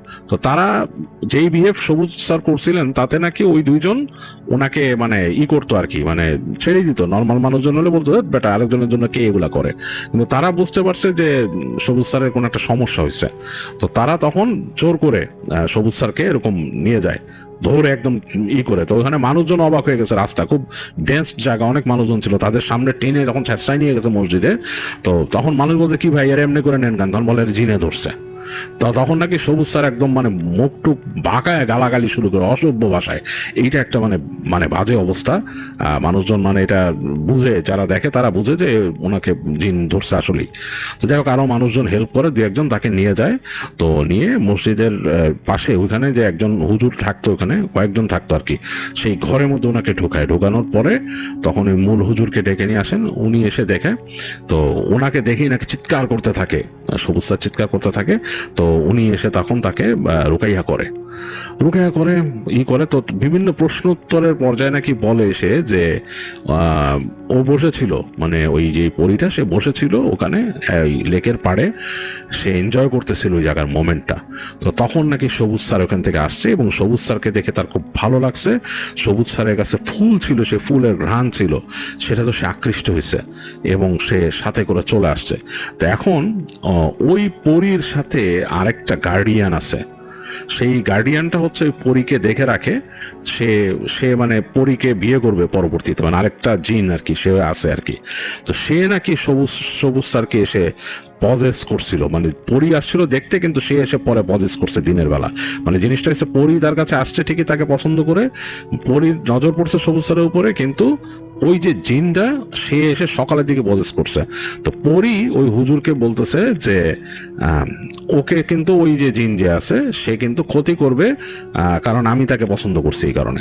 তো তখন ওই হুজুর বলেন যে তোমরা দুইজনেই দুষ্ট, তোমাদের দুইজনে কারোই তার কাছে আসার দরকার নেই, ওই জিনও না তোমারও না, তোমরা তার জীবনটাকে নষ্ট করবে এসেই। তো পরি তো যেতে চায় না, সে তাকে খুব পছন্দ করছে ইত্যাদি ইত্যাদি বলে বিভিন্ন। তো হুজুর করে এবং ওই জিনকেও হাজির করেন নাকি উনি। তো মানে একটা খুব অদ্ভুত জিনিস নাকি স্যার বলছেন যে তার সেই দুই রুমমেট দেখছিল যে স্যারের মধ্যেই বিভিন্ন পার্সোনালিটি তৈরি হচ্ছে, একবার তিনি পরীর মতো কথা বলতেছেন, একবার ওই আরেকটা জিনের মতো, মানে অদ্ভুত জিনিস। তো এরকম হয়। এটা হওয়ার পর স্যার বলছেন যে তিনি তো নিজে বুঝতে পারেন নাই কিছুই, কারণ তিনি তো দেখেন নাই এগুলো, তিনি শুনছেন তার রুমমেটদের কাছে, হুজুরের কাছে শুনছেন। তো তার কাছে অবাক লাগছিল যে তিনি কিভাবে এই জিনিসটার মধ্যে ইনভলভ হয়েছেন। বাট তার একটা জিনিস খেয়াল আছে যে ওই সময়ের পুরো জিনিসটাই তার মনে নাই, পুরো ঘটনাটাই মনে নাই তার কি হয়েছিল। তাকে যে নিয়ে গেল মসজিদের কাছ থেকে, তখনই তার হঠাৎ করে সবকিছু আপচা হয়ে গেছে, তারপরে ঘটনা তার কিছু মনে নাই, সে ওই সময়টা মনেই করতে পারে না। যাই হোক, তো স্যারের রুকাইয়া হলো এবং রুকাইয়া করার পরে ওই দুজনের সাথে ডিবিট হওয়ার পর দুইজনই স্যারকে ছেড়ে গেল। তো জিনটাকে বেশি সাহায্য করলো হুজুর, তিনি একদম মানে সিরিয়াসলি তাকেই করলেন যে এরকম করলে তাকে বন্দি করা হবে ইত্যাদি ইত্যাদি অনেক কিছু বলার পর চলে যায়। আর পরিটা নাকি কোনো রকমের মানে সেটেলমেন্টে না যেয়ে চলে গেছে, এরপর আর আসে নাই। হুজুর অনেকবার চেষ্টা করছে, সে আর আসে নাই। তো যাই হোক, তো স্যারকে নিয়ে চলে গেল, তার রুমমেটরা বাসায় আসলো এবং তাকে বললো যে আপাতত আমাদের সাথেই আপনি কয়েকদিন থাকবেন, মানে তার যে নেইবাররা আর কি, রুমমেট বলতে তার নেইবাররা, একা আর ওদিকে যেতে দিব না, একা যাওয়ার দরকার নাই, আর সন্ধ্যার সময় বাইরে থাকবেন না। তারা খুব ভালো মানুষ ছিল, তার যে নেইবার যারা ছিলেন, মানে পাশের রুমেই থাকতেন, রুমমেটও বলা যায় বলতে গেলে। তো যাই হোক, তারা তাকে ওই সন্ধ্যার পর স্যারকে রেখে রাখলেন কয়েকদিন, এবং স্যার ওইরকম গেল না। তো ওই স্যারের রিকোয়েস্টেই তার সেই বড় ভাইকে ফোন করে জানালো হলো যে উনি একটু অসুস্থ আছেন। সংক্ষেপে তারা টেলিফোনে বললেন তাকে যে ওনার এরকম এরকম সমস্যা হয়েছিল। তো সেই বড় ভাইও খুব দুঃখ প্রকাশ করলেন যে মানে উনি আবার এইসবে খুব একটা বিশ্বাস করতেন না। তিনি বললেন যে আপনারা ওকে এগুলা না করে, ও হয়তো মেন্টাল কোনো স্ট্রেসে আছে, ওর সাথে একটু ডিসকাস করেন, ভালো মতন কিছু বোঝান, হ্যাঁ, বা এইসব দেখি আমি একদিন আসবো, ওকে দেখে যাব। তো ওই ওনার বললেন যে আচ্ছা আপনি একদিন দেখে যান। কিন্তু তারা আবার ওই জিনিসটা মানে ওই বড় ভাইয়ের পরামর্শে চলছে না, তার রুমমেটটা, তারা ভাবলো যে ওনাকে আসলেই চিকিৎসা করা দরকার। তো ওই স্যারের বাবা চলে আসছিলেন ঢাকায়, এসে ছেলেকে তিনি জোর করে নিয়ে গেছিলেন বাড়িতে, ওখানে নিয়ে তিনি আবার ঝাড়াইছেন, দেখাইছেন একজন হুজুরকে। তো ওই হুজুর তখন বলে যে আপনার ছেলেকে ওই পরীটা ছাড়বে না। উনি একই কথা বলছে যে হ্যাঁ ধরছে, এবং আগে যিনি ওনাকে রুকাইয়া করছেন তিনি সঠিকভাবেই করছেন, তো ওই জিনটা হয়তো ওনার কাছে আসবে না, হ্যাঁ, কিন্তু ওই পরীটা কিন্তু তার আশপাশ দিয়ে ঘুরবে। এই পরীটা ওই জিনের উপর আবার রাগ, এবং জিনটা না আসার কারণ হচ্ছে একে তো হুজুর রুকাইয়া করে দিছেই, এবং ওই পরীটাও ওই জিনটার উপর রাগ, এবং তাদের মধ্যেই কনফ্লিক্ট চলতেছে এখন। সেই জিনটাকে সে আসতে দিবে না, পরীটাই দিবে না, কিন্তু পরী কিন্তু তার কাছে সুযোগ পেলেই আসবে, হ্যাঁ, সেরকম পরিবেশ, সেরকম মোক্ষম সময় পেলে আসবে। ওকে বলবেন মানে আমল করতে, মানে ওই স্যারের বাবা বলছিল, তো বিভিন্ন আমল শিখাই দিয়েছিল, এবং স্যারকে বলছিলেন যে তিনি যেন প্র্যাকটিসিং হন। তিনি তো আসলে প্র্যাকটিসিং মানুষ ছিলেন না, তো অনেক রকম কিছু দিছিলেন, কিছু ট্রিটমেন্ট দিছিলেন, ওই ট্রিটমেন্টগুলো নাকি স্যার ফলো করতেন। তো স্যার ফলো করতেন, এবং স্যার তখন ওই যখন ফলো করতেন ভালো থাকতেন, স্যারের সমস্যা হতো না। আর স্যার নাকি হঠাৎ সে পরীর দেখা পেতেন। সবচেয়ে আজব ব্যাপার, ওই স্যার বলছিলেন যে তার সাথে বন্ধুত্ব কিভাবে হয়। তার সাথে একদিন রাতের বেলা তিনি মানে তখন মানে অন্ধকার ছেয়ে গেছে, তিনি তাদের ইউনিভার্সিটি এলাকার নির্জন একটা জায়গায় বসেছিলেন, তার বন্ধুর জন্য অপেক্ষা করতেছিলেন। তার বন্ধু আসলে হেঁটে যাবেন, চায়ের দোকানে চা খাবেন। এই সময় নাকি তিনি হঠাৎ করে খুব তীব্র সেই গোলাপের ঘ্রাণ পান। স্যারের কাছে অন্যরকম লাগে যে ব্যাপারটা কি, এরকম ঘ্রাণ কোত্থেকে আসতেছে। কিছুক্ষণ পর নাকি তিনি দেখেন যে ওই সময় নাকি ওই জায়গাটা একটু নির্জন ছিল, ওই মানে যেখানে তিনি বসেছিলেন সেই জায়গার আশেপাশে কিছু নাই। দেখলেন যে এই পাশে একটা পাতাবাহারের ঝোপ ছিল, ওই ঝোপের পাশে একটা মেয়ে বসে আছে, এবং মেয়েটা এত সুন্দরী, মানে তখন হালকা লাইটের আলো আসছে, সেটা দেখা যাচ্ছে। স্যার আসলে পুরো মুগ্ধ হয়ে গেছে, মানে বলার মতো না। তার চেহারা যেরকম সুন্দর, সে সেইভাবে মানে তার পরিপাটি হয়ে আছে, এবং সেই তীব্র ঘ্রাণটা আসতেছে, মানে অন্যরকম। স্যারের কাছে মনে হচ্ছে যে এই পৃথিবীর কেউ না, এত সুন্দর। এবং স্যারের সাথে খুব সুন্দর করে কথা বলে ওখান থেকে। স্যারকে বলে যে আমি যেখানে বসে আছি আমি ওখানেই থাকি, আপনি যেখানে আছেন সেখানে থাকেন, কথা বলি। তো স্যারের সাথে নাকি কথা হয় এবং স্যার নাকি অনেকক্ষণ কথা বলেন ওখানে বসে, এবং তার বন্ধু তাকে খুঁজে পাচ্ছিল না স্যারকে। এটা খুব আশ্চর্য ব্যাপার, বন্ধু নাকি ওখানে কাছাকাছি দিয়ে হাঁটাচলা করছিল, তার বন্ধু তাকে খুঁজে পায় নাই। তো বেশ খানিকক্ষণ সময় পর ওই মেয়েটা হেঁটে চলে যায় ওদিক দিয়ে ঘুরে, এবং যখন চলে যায় তখন নাকি একটু পরে তার বন্ধু এখানে আসে এবং সেই তীব্র ফুলের গন্ধের খানিকটা পায়। তার বন্ধু বলে কি ব্যাপার, তো স্যার আর ওইটা তখন খুব একটা ক্লিয়ার করে নেই বন্ধুকে, অনেকদিন পর বলছে। তো এরপরও স্যারের সাথে হঠাৎ নাকি এরকম হইতো, মানে মানে হঠাৎ হইতো। তো তখন মানে এই স্যার এই ঘ্রাণটা পেত, এবং স্যার নাকি কিছুক্ষণের জন্য অন্যরকম একটা স্টেটে চলে যায় যখন এরকম জিনিসটা তার সাথে ঘটে, এবং তাকে নাকি অনেক সময় তার আশেপাশের মানুষরা খুঁজে পায় না যে উনি কোথায়, মানে যিনি যে বসে আছে তাকে ঠিক মতো দেখতেও পায় না, এরকম নাকি হয়। তো তখন ওই স্যার বলে মাকসুদকে যে এই একটা জিনিস অবাক লাগলো যে তুমি কিভাবে আমাকে দেখলা। তো মাকসুদ বলে স্যার আমি কিন্তু আপনাকে সরাসরি ভাবে দেখি নাই, খুব অন্ধকার ছিল, অন্ধকারের মধ্যে আমি আপনার অবয়বটা বুঝতে পারছি চেয়ারে, আর এই ঘ্রাণটা আসছিল, তীব্র ঘ্রাণ আসছিল ফুলের। তো তখন স্যার বলে যে আসলে মানে তুমি কিন্তু তারপরও যতটুকু দেখছে এতটুকু কেউ দেখতে পায় না, অনেকে আছে আমাকে খুঁজে পায় না, একটা ঘ্রাণ পায়, হয়তো আমি আশেপাশে আছি এটা বুঝতেও পারে না, আমি যখন স্টেট থেকে বের হই তখনই কিন্তু আমাকে দেখতে পায়। তো তখন মাকসুদ জিজ্ঞেস করে যে স্যার আপনি কি চেষ্টা করছেন এই জিনিসটার থেকে বেরোতে। তো বলে যে আমি চেষ্টা করছি, আমি মোটামুটি আমার মতো চেষ্টা করি। তো আমি যখন নাকি ঠিক মতো আমার আমলগুলা করি, সবকিছু করি, তখন আমার সাথে খুব একটা এরকম ঘটে না, হঠাৎ ঘটে। আজকে তোমাদের বাসায় আসার সময় আমাদের কেমন লাগতেছিল, আর তোমাদের এলাকাটা তো খুব নীরব, আমি যখন আসতেছিলাম তখনই জানি আমার কেমন লাগতেছিল, মনে হচ্ছিল আমার কেউ ফলো করতেছে। তো তারপরেই কিন্তু তোমাদের বাসা আসার পরে মনে হলো যে আমার সাথে এরকম ঘটলো। তো মাকসুদ তখন জিজ্ঞেস করে স্যার আপনার সাথে কি আলাপ হয়। তখন বলে না সেটা তো তোমাকে বলবো না, এটা তো আমার ব্যক্তিগত জিনিস, আমাদের মধ্যে অনেক কথা হয়, আমাদের ব্যক্তিগত কথা, মানে বন্ধুত্বের মতোই। তো এতটুকুই মাকসুদকে স্যার বলে। তো ওই দিন তারপর যখন নাকি স্যার চলে যায় পড়ায়, স্যার নাকি এরপর আর কোনোদিন মাকসুদকে পড়াতে আসেন নাই। খুব আশ্চর্যজনক একটা ব্যাপার। আর স্যার একদিন যোগাযোগ করে মাকসুদের আব্বার অফিসে যোগাযোগ করে মাকসুদের আব্বার সাথে দেখা করছিলেন। মাকসুদের আব্বা তখন স্যারকে তার স্যালারিটা দিয়ে দেন। তো তিনি বলেন যে তিনি নাকি বলছিলেন, স্যার নাকি বলছিলেন মাকসুদের আব্বাকে যে তার একটা ব্যক্তিগত সমস্যা হয়েছে, এই কারণে তিনি আপাতত পড়াতে পারতেছেন না, হয়তো সামনে কোনো এক সময় ওনাদের বাসায় আসবেন, বেড়ায় যাবেন। তো মাকসুদের আব্বাও আর কিছু বলেন নাই। মাকসুদের আব্বা স্যারকে মানে তার যা ডিউ ছিল সেগুলো ক্লিয়ার করে দেন। আর মাকসুদ তারপরে তার বাসায় কথাটা বলে, সে ফ্রি ছিল তার বাবা মার সাথে, যে এরকম এরকম ব্যাপার। তো মাকসুদের আম্মা আবার বলে যে না না ভালো হয়েছে, স্যার যে আসে নাই ভালো হয়েছে, আমি এসব চাই না। তো মাকসুদ বলছে যে সে নাকি অনেকবার চেষ্টা করছে যে স্যারের ওই রুমে যেহেতু এরকম কিছু আসছিল, যে এরকম কিছু মানে পায় নাকি সে ফুলের ঘ্রাণ ট্রাণ, এরকম অনেক কিছু চেষ্টা করছে সেখানে বসে করার, কিন্তু কখনোই হয় নাই। এমনকি স্যার যে বলছে যে রাস্তা দিয়ে আসতেছিল সেই রাস্তা দিয়েও সে হেঁটে দেখছে সন্ধ্যার পরে, এরকম কিছু হয় নাই। তো যাই হোক, এই ছিল মাকসুদ হোসেনের শেয়ার করা ঘটনা, আমার কাছে বেশ ইন্টারেস্টিং লেগেছে।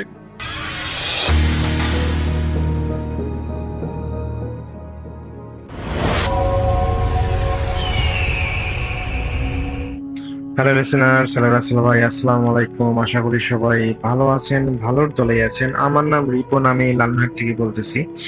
আজকে যে ঘটনাটা আমি আপনাদের মাঝে শেয়ার করব, এই ঘটনাটা আমাকে পাঠিয়েছেন সোহেল। সোহেলের বাড়ি হচ্ছে গাইবান্ধা জেলার ফুলছড়ি উপজেলার কঞ্চিপাড়া গ্রামে। তো সোহেল ভাই তিনি তার দাদার সাথে ঘটে যাওয়া একটা ঘটনা শেয়ার করেছেন।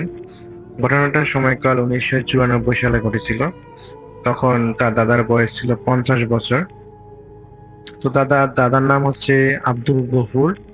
তো সবাই গফুর দাদা নামে সবাই চিনে। তো গফুর দাদা পেশায় ছিলেন একজন কৃষক।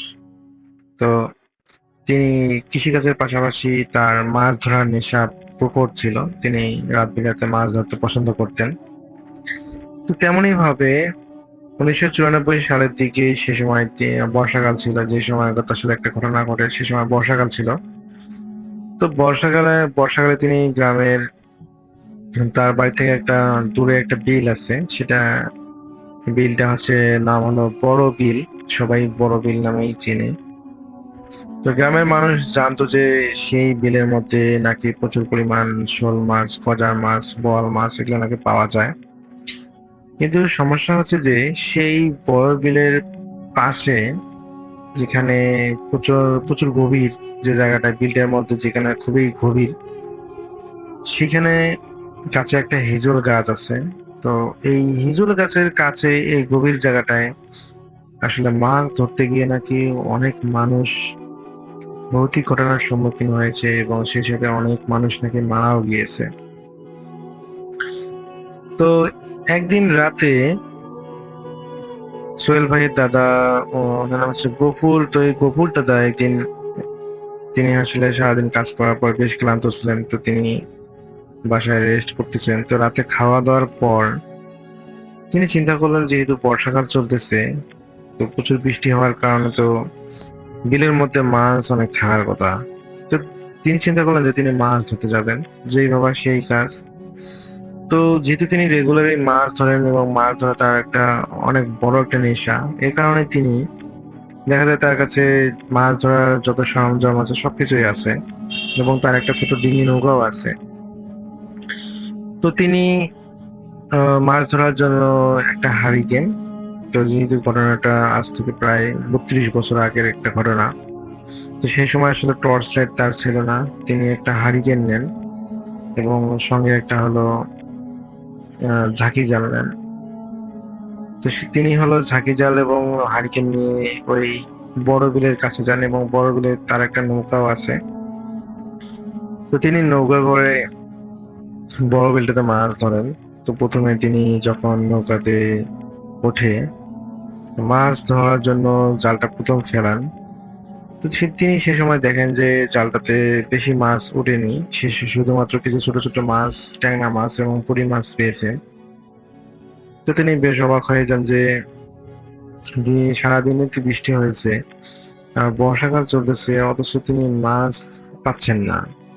তো তিনি ভাবলেন হয়তোবা যেখানে তিনি জালটা ফেলেছিলেন হয়তোবা সেখানে মাছ ছিল না। তো তিনি পুনরায় জালটা পরিষ্কার করে আবার একটা নতুন জায়গা, তিনি হলো সেই বিলের একটা নতুন জায়গায় জাল ফেললেন।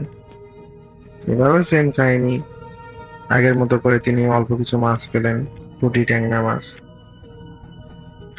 তো এইভাবে এক এক করে তিনি 7 বার জালটা তারা ফেলেন নদীর মধ্যে, কিন্তু কোনোভাবেই তিনি বড় মাছ পেলেন না। এই 7 বার মাছ, তিনি যে 7 বার জাল ফেললেন সবগুলো মাছ মিলে 500 গ্রাম মাছও হবে না, এত অল্প পরিমাণ তিনি মাছ পেলেন। তিনি বেশ হতাশ হয়ে গেলেন যে তিনি 7 বার জালটা ফেললেন অথচ মাছ পেলেন না। তো সেই সময় তার একটা মনের মধ্যে একটা, মানে, তিনি বেশ সাহসী ছিলেন এবং তিনি সাহস দেখিয়ে, মানে নিজে থেকে সাহস দিয়ে চিন্তা করলেন, আচ্ছা ওই হিজুল গাছের, মানুষরা বলে যে হিজুল গাছের ওই গভীরটাতে প্রচুর পরিমাণ বড় মাছ পাওয়া যায়, ওইখানে কি আমি একবার চেষ্টা করে দেখবো। তো তিনি পরক্ষণে চিন্তা করলেন যে যেহেতু এলাকার মানুষগুলো যে এই জায়গায় অনেক ভৌতিক ঘটনার সম্মুখীন মানুষ হয়, অনেক মানুষের নাকি মারাও গিয়েছে, তো সেই দিক দিয়ে তিনি আসলে ভয় পাচ্ছিলেন যে না, আসলে বেশি লোক করলেও সমস্যা। তো যেহেতু তিনি মাছ অনেকগুলো পান নাই, অনেকটা সময় তিনি আসলে ব্যয় করে ফেলছেন, তিনি প্রায় 2 ঘন্টা ধরে মাছ ধরার চেষ্টা করছেন এবং 2 ঘন্টা ধরে মাছ মাত্র হাফ কেজি তিনি পেয়েছেন, 500 গ্রাম মাছ পেয়েছেন। এটাতে আসলে তিনি খুশি ছিলেন না। তো তিনি যেটা ভাবলেন যে আমি আসলে ওই গভীরে না যেয়ে পাশাপাশি কোনো জায়গায় আসলে মাছটা ধরার চেষ্টা করি, হয়তো বা সেখানে মাছ পাওয়া যাবে। তো তিনি চিন্তা করলেন যে আমি আসলে গভীরটাতে মাছ ফেলবো না, আমি কিনারায় সাইডে মাছ ধরার চেষ্টা করি, দেখি পাই কিনা। তো রাসেল ভাই, যখনই তিনি সাইডে ওই 8ম বার, ওই জায়গাটা 1ম বার, কিন্তু তিনি জাল ফেলার 8ম বার যখন তিনি জালটা ফেললেন, তো জালটা যখন টানতেছেন জালটা নৌকাতে তোলার জন্য, তিনি বেশ কিছু মাছ ধরার একটা, জালের মধ্যে বড় বড় মাছ ফান দিলে যেরকম জালটা ঝাঁকি পায় বা হচ্ছে কেঁপে কাঁপে, তিনি অনুভব করলেন যে জালের মধ্যে বেশ বড় বড় মাছ তিনি, মানে, আটকা পড়েছে। তো যখনই তিনি জালটা উপরে তোলেন নৌকার মধ্যে, তিনি দেখতে পান যে জালের মধ্যে প্রায় 3 কেজি 3.5 কেজির মতো মাছ উঠেছে এবং সবগুলো হচ্ছে শোল মাছ, কিছু হচ্ছে কাতলা মাছ, বলতে হচ্ছে 4-5টা মাছ মিলে 1 কেজি হবে, এই ধরনের প্রায় তিনি 12টা থেকে 15টা মাছ পেয়েছেন। তিনি তো বেশ খুশি হয়ে গেলেন। তো তো সেই মাছগুলো তিনি তার খোলাইয়ের মধ্যে রাখলেন এবং সেকেন্ড টাইম আবার তিনি একটা ওই কিনারার মধ্যে সেই গভীরটার কিনারার মধ্যে তিনি আবার জাল ফেললেন এবং পুনরায় আগের থেকে এবার প্রায় 1 কেজি খানেক মাছ, 4.5 কেজির মতো মাছ পেলেন। তো দুইবারে তিনি আসলে প্রায় 8 কেজির মতো মাছ পেলেন। তিনি সেই খুশি হয়ে গেলেন এবং তিনি চিন্তা করলেন যে আর একটা মাত্র তিনি জালটা ফেলবেন আর ফেলবেন না, এরপর তিনি বাসায় চলে যাবেন, এইরকম তিনি চিন্তা ভাবনা করলেন। এবং যখনই তিনি আরেকটা জাল ফেললেন, বলতে শেষবারের মতো জালটা ফেললেন বিলের মধ্যে, এরপর তিনি যখন জালটা টানতেছেন তিনি অনুভব করলেন যে জালটা প্রচন্ড পরিমাণে টান পাচ্ছে এবং জালটা কিছুক্ষণ টানার পরে তিনি অনুভব করতেছেন যে জালটা এত পরিমাণ ভারী যে কোনোভাবেই তিনি জালটা টেনে নৌকোতে তুলতে পারতেছেন না। মনে হচ্ছে যে অনেক বড় বড় মাছ তার জালের মধ্যে, সেই ঝাঁকি জালটার মধ্যে ফেসে গেছে। কোনোভাবেই সেই জালটাকে তিনি নৌকার উপর তুলতে পারতেছেন না এবং যখন প্রচন্ড শক্তি দিয়ে চেষ্টা করতেছেন তখনই তার কাছে মনে হচ্ছে যে নৌকাটা যেন কাত হয়ে পড়ে যাবে, মানে উল্টে যাবে পানির মধ্যে, এরকম তার কাছে মনে হচ্ছে।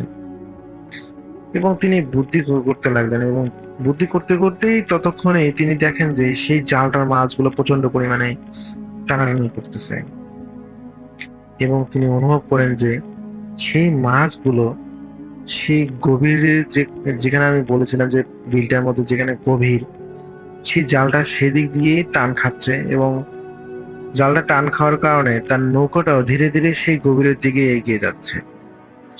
তার কাছে মনে হচ্ছে যে জালটার ভিতরে সেই মাছগুলো ওই গভীরের দিকে টেনে নিয়ে তাকে যাচ্ছে নৌকা সহ। তো যখনই তিনি কাছাকাছি প্রায় পৌঁছে যান সেই গভীরের, তিনি রাসেল ভাই প্রচন্ড পরিমাণে ভয় পান এবং তিনি তো জানেন যে এই গভীরে গেলে তার রেহাই নাই। তো তিনি কি করেন, তার হাতে থাকা রশিটা, সেই জালটার রশিটা তিনি ছেড়ে দেন এবং ছেড়ে দেওয়ার কারণে তিনি সেই বিলের গভীরে যাওয়া থেকে রক্ষা পান এবং তিনি নৌকার দাঁড় দিয়ে, বলতে যেটা দিয়ে আর কি নৌকা চালানো হয়, সেটা দিয়ে তিনি একদম কিনারায় চলে আসেন এবং কিনারায় চলে আসার পর তিনি তার নৌকাটা বেঁধে রাখেন এবং তিনি মনে মনে শুকরিয়া আদায় করেন যে আল্লাহ বাঁচাইছে, হয়তোবা সেই জালের মধ্যে হয়তো বড় কোনো মাছ তার আজকে জীবনটাই কেড়ে নিত। তো যাই হোক, তার জাল চলে গেছে, যদিও জালের দামটা অনেক ছিল, কিন্তু তিনি আসলে ততক্ষণ পর্যন্ত দামটা নিয়ে চিন্তা করতেছেন না। তিনি চিন্তা করতেছেন যে আজকে তিনি বেঁচে গিয়েছেন।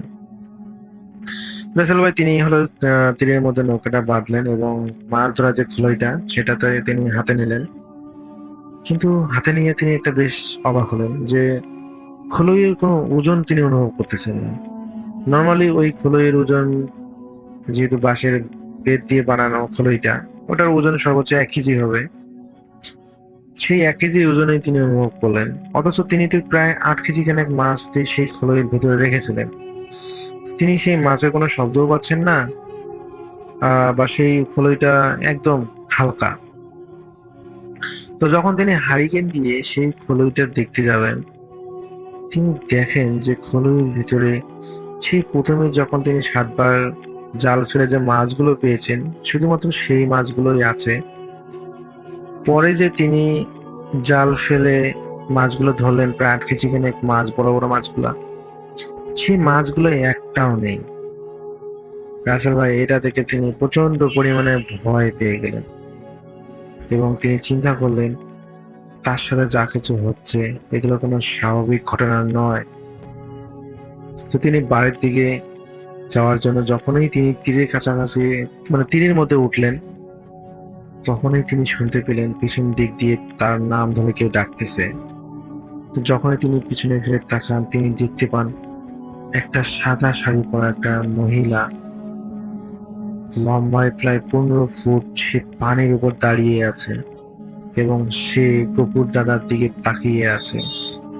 তো গফুর দাদা যখন এই পিছনে ফিরে তাকালো, তিনি সঙ্গে সঙ্গে সেই মহিলাটা বলে উঠলো, গফুর, আজকে তুই বেঁচে গেলি। আজকে তোকে মেরে ফেলার খুব ইচ্ছে ছিল, কিন্তু আজকে আল্লাহর রহমতে তুই বেঁচে গেলি। হয়তোবা আল্লাহর রহমত তোর উপরে ছিল। রাসেল ভাই এই কথা শোনার সঙ্গে সঙ্গে গফুর দাদা এত পরিমাণ ভয় পেয়ে যান, তিনি আর কোনো কিছু চিন্তা না করে তিনি তার কাছে থাকা সেই মাছের খোলইটা আর হারিকেনটা ফেলে দিয়ে বাড়ির দিকে দৌড়াতে শুরু করেন। এবং রাসেল ভাই এক নিকাশে তিনি বাড়িতে পৌঁছে যান এবং বাড়িতে আসার পর তিনি বাড়িতে ধবাস করে উঠানে পড়ে যান এবং সঙ্গে সঙ্গে তার বাড়ির ছেলে মেয়েরা সবাই বাইরে বের হয়ে আসে এবং দেখে যে গফুর দাদা মাটিতে পড়ে অজ্ঞান হয়ে গেছে। তো পরে ওনাকে রুমের ভিতরে নিয়ে যাওয়া হয়, ওনাকে পরিষ্কার করা হয় এবং জ্ঞান ফেরানো হয় এবং পরবর্তীতে গফুর দাদার সমস্ত ঘটনা খুলে বলেন। তো পরে একজন হুজুরকে নিয়ে আসা হয় এবং হুজুর বলেন যে আসলে এটা একটা খারাপ জিন ছিল। তো আপনার ভাগ্য ভালো যে আপনি আসলে ওই মাছ ধরার সময় জালটা যদি হাতে ধরেই রাখতেন তাহলে সে হয়তো আপনাকে ওই গভীরে নিয়ে যেত এবং গভীরে নিয়ে গিয়ে আপনাকে মেরে ফেলতো, নৌকাটা উল্টিয়ে আপনাকে পানির মধ্যে ফেলে মেরে ফেলতো। তো যেহেতু আপনি আপনার জালের রশিটা ছেড়ে দিয়েছিলেন, যার কারণে আপনার নৌকাটা ওই গভীরে যেতে পারে নাই, আপনি যত দ্রুত সম্ভব কিনারায় চলে এসেছেন, এই কারণে আপনি বেঁচে গিয়েছেন। তো রাসেল ভাই এটাই ছিল সোহেল ভাইয়ের পাঠানো ঘটনা, তার দাদার সাথে ঘটে যাওয়া একটি ঘটনা। তিনি জানিয়েছেন যে এর পরবর্তীতে নাকি তার দাদার সাথে এই ধরনের ভৌতিক ঘটনাগুলো ঘটেনি, কারণ তিনি আসলে আর কখনোই ওই বড় বিলের মধ্যে তিনি আর মাছ ধরতে চাননি। তো দিনের বেলা যদিও তিনি মাছ ধরতে গিয়েছিলেন শখের বসে অনেকের সাথে, কিন্তু দিনের বেলা আসলে তার সাথে কোনো ধরনের ঘটনা ঘটেনি, কারণ তিনি সবসময় ওই বড় বিলের ওই গহীন জায়গাটা থেকে দূরে মাছ ধরতেন। তো এরপর থেকে তার জীবনে আর কোনো ধরনের ঘটনা ঘটেনি। এটাই ছিল সোহেল ভাইয়ের দাদার সাথে ঘটে যাওয়ার একটা ঘটনা, যেটা 1994 সালের দিকে ঘটেছিল। তো আমার কাছে ঘটনাটা বেশ ইন্টারেস্টিং লেগেছিল, দেখে রাসেল ভাই আপনার কাছে শেয়ার করলাম। যদি ঘটনার মাঝে কোনো ভুল ত্রুটি হয়ে থাকে তাহলে সকলে ক্ষমা সুন্দর দৃষ্টিতে দেখবেন। সবাই ভালো থাকবেন, সুস্থ থাকবেন এই প্রত্যাশায়। আল্লাহ হাফেজ।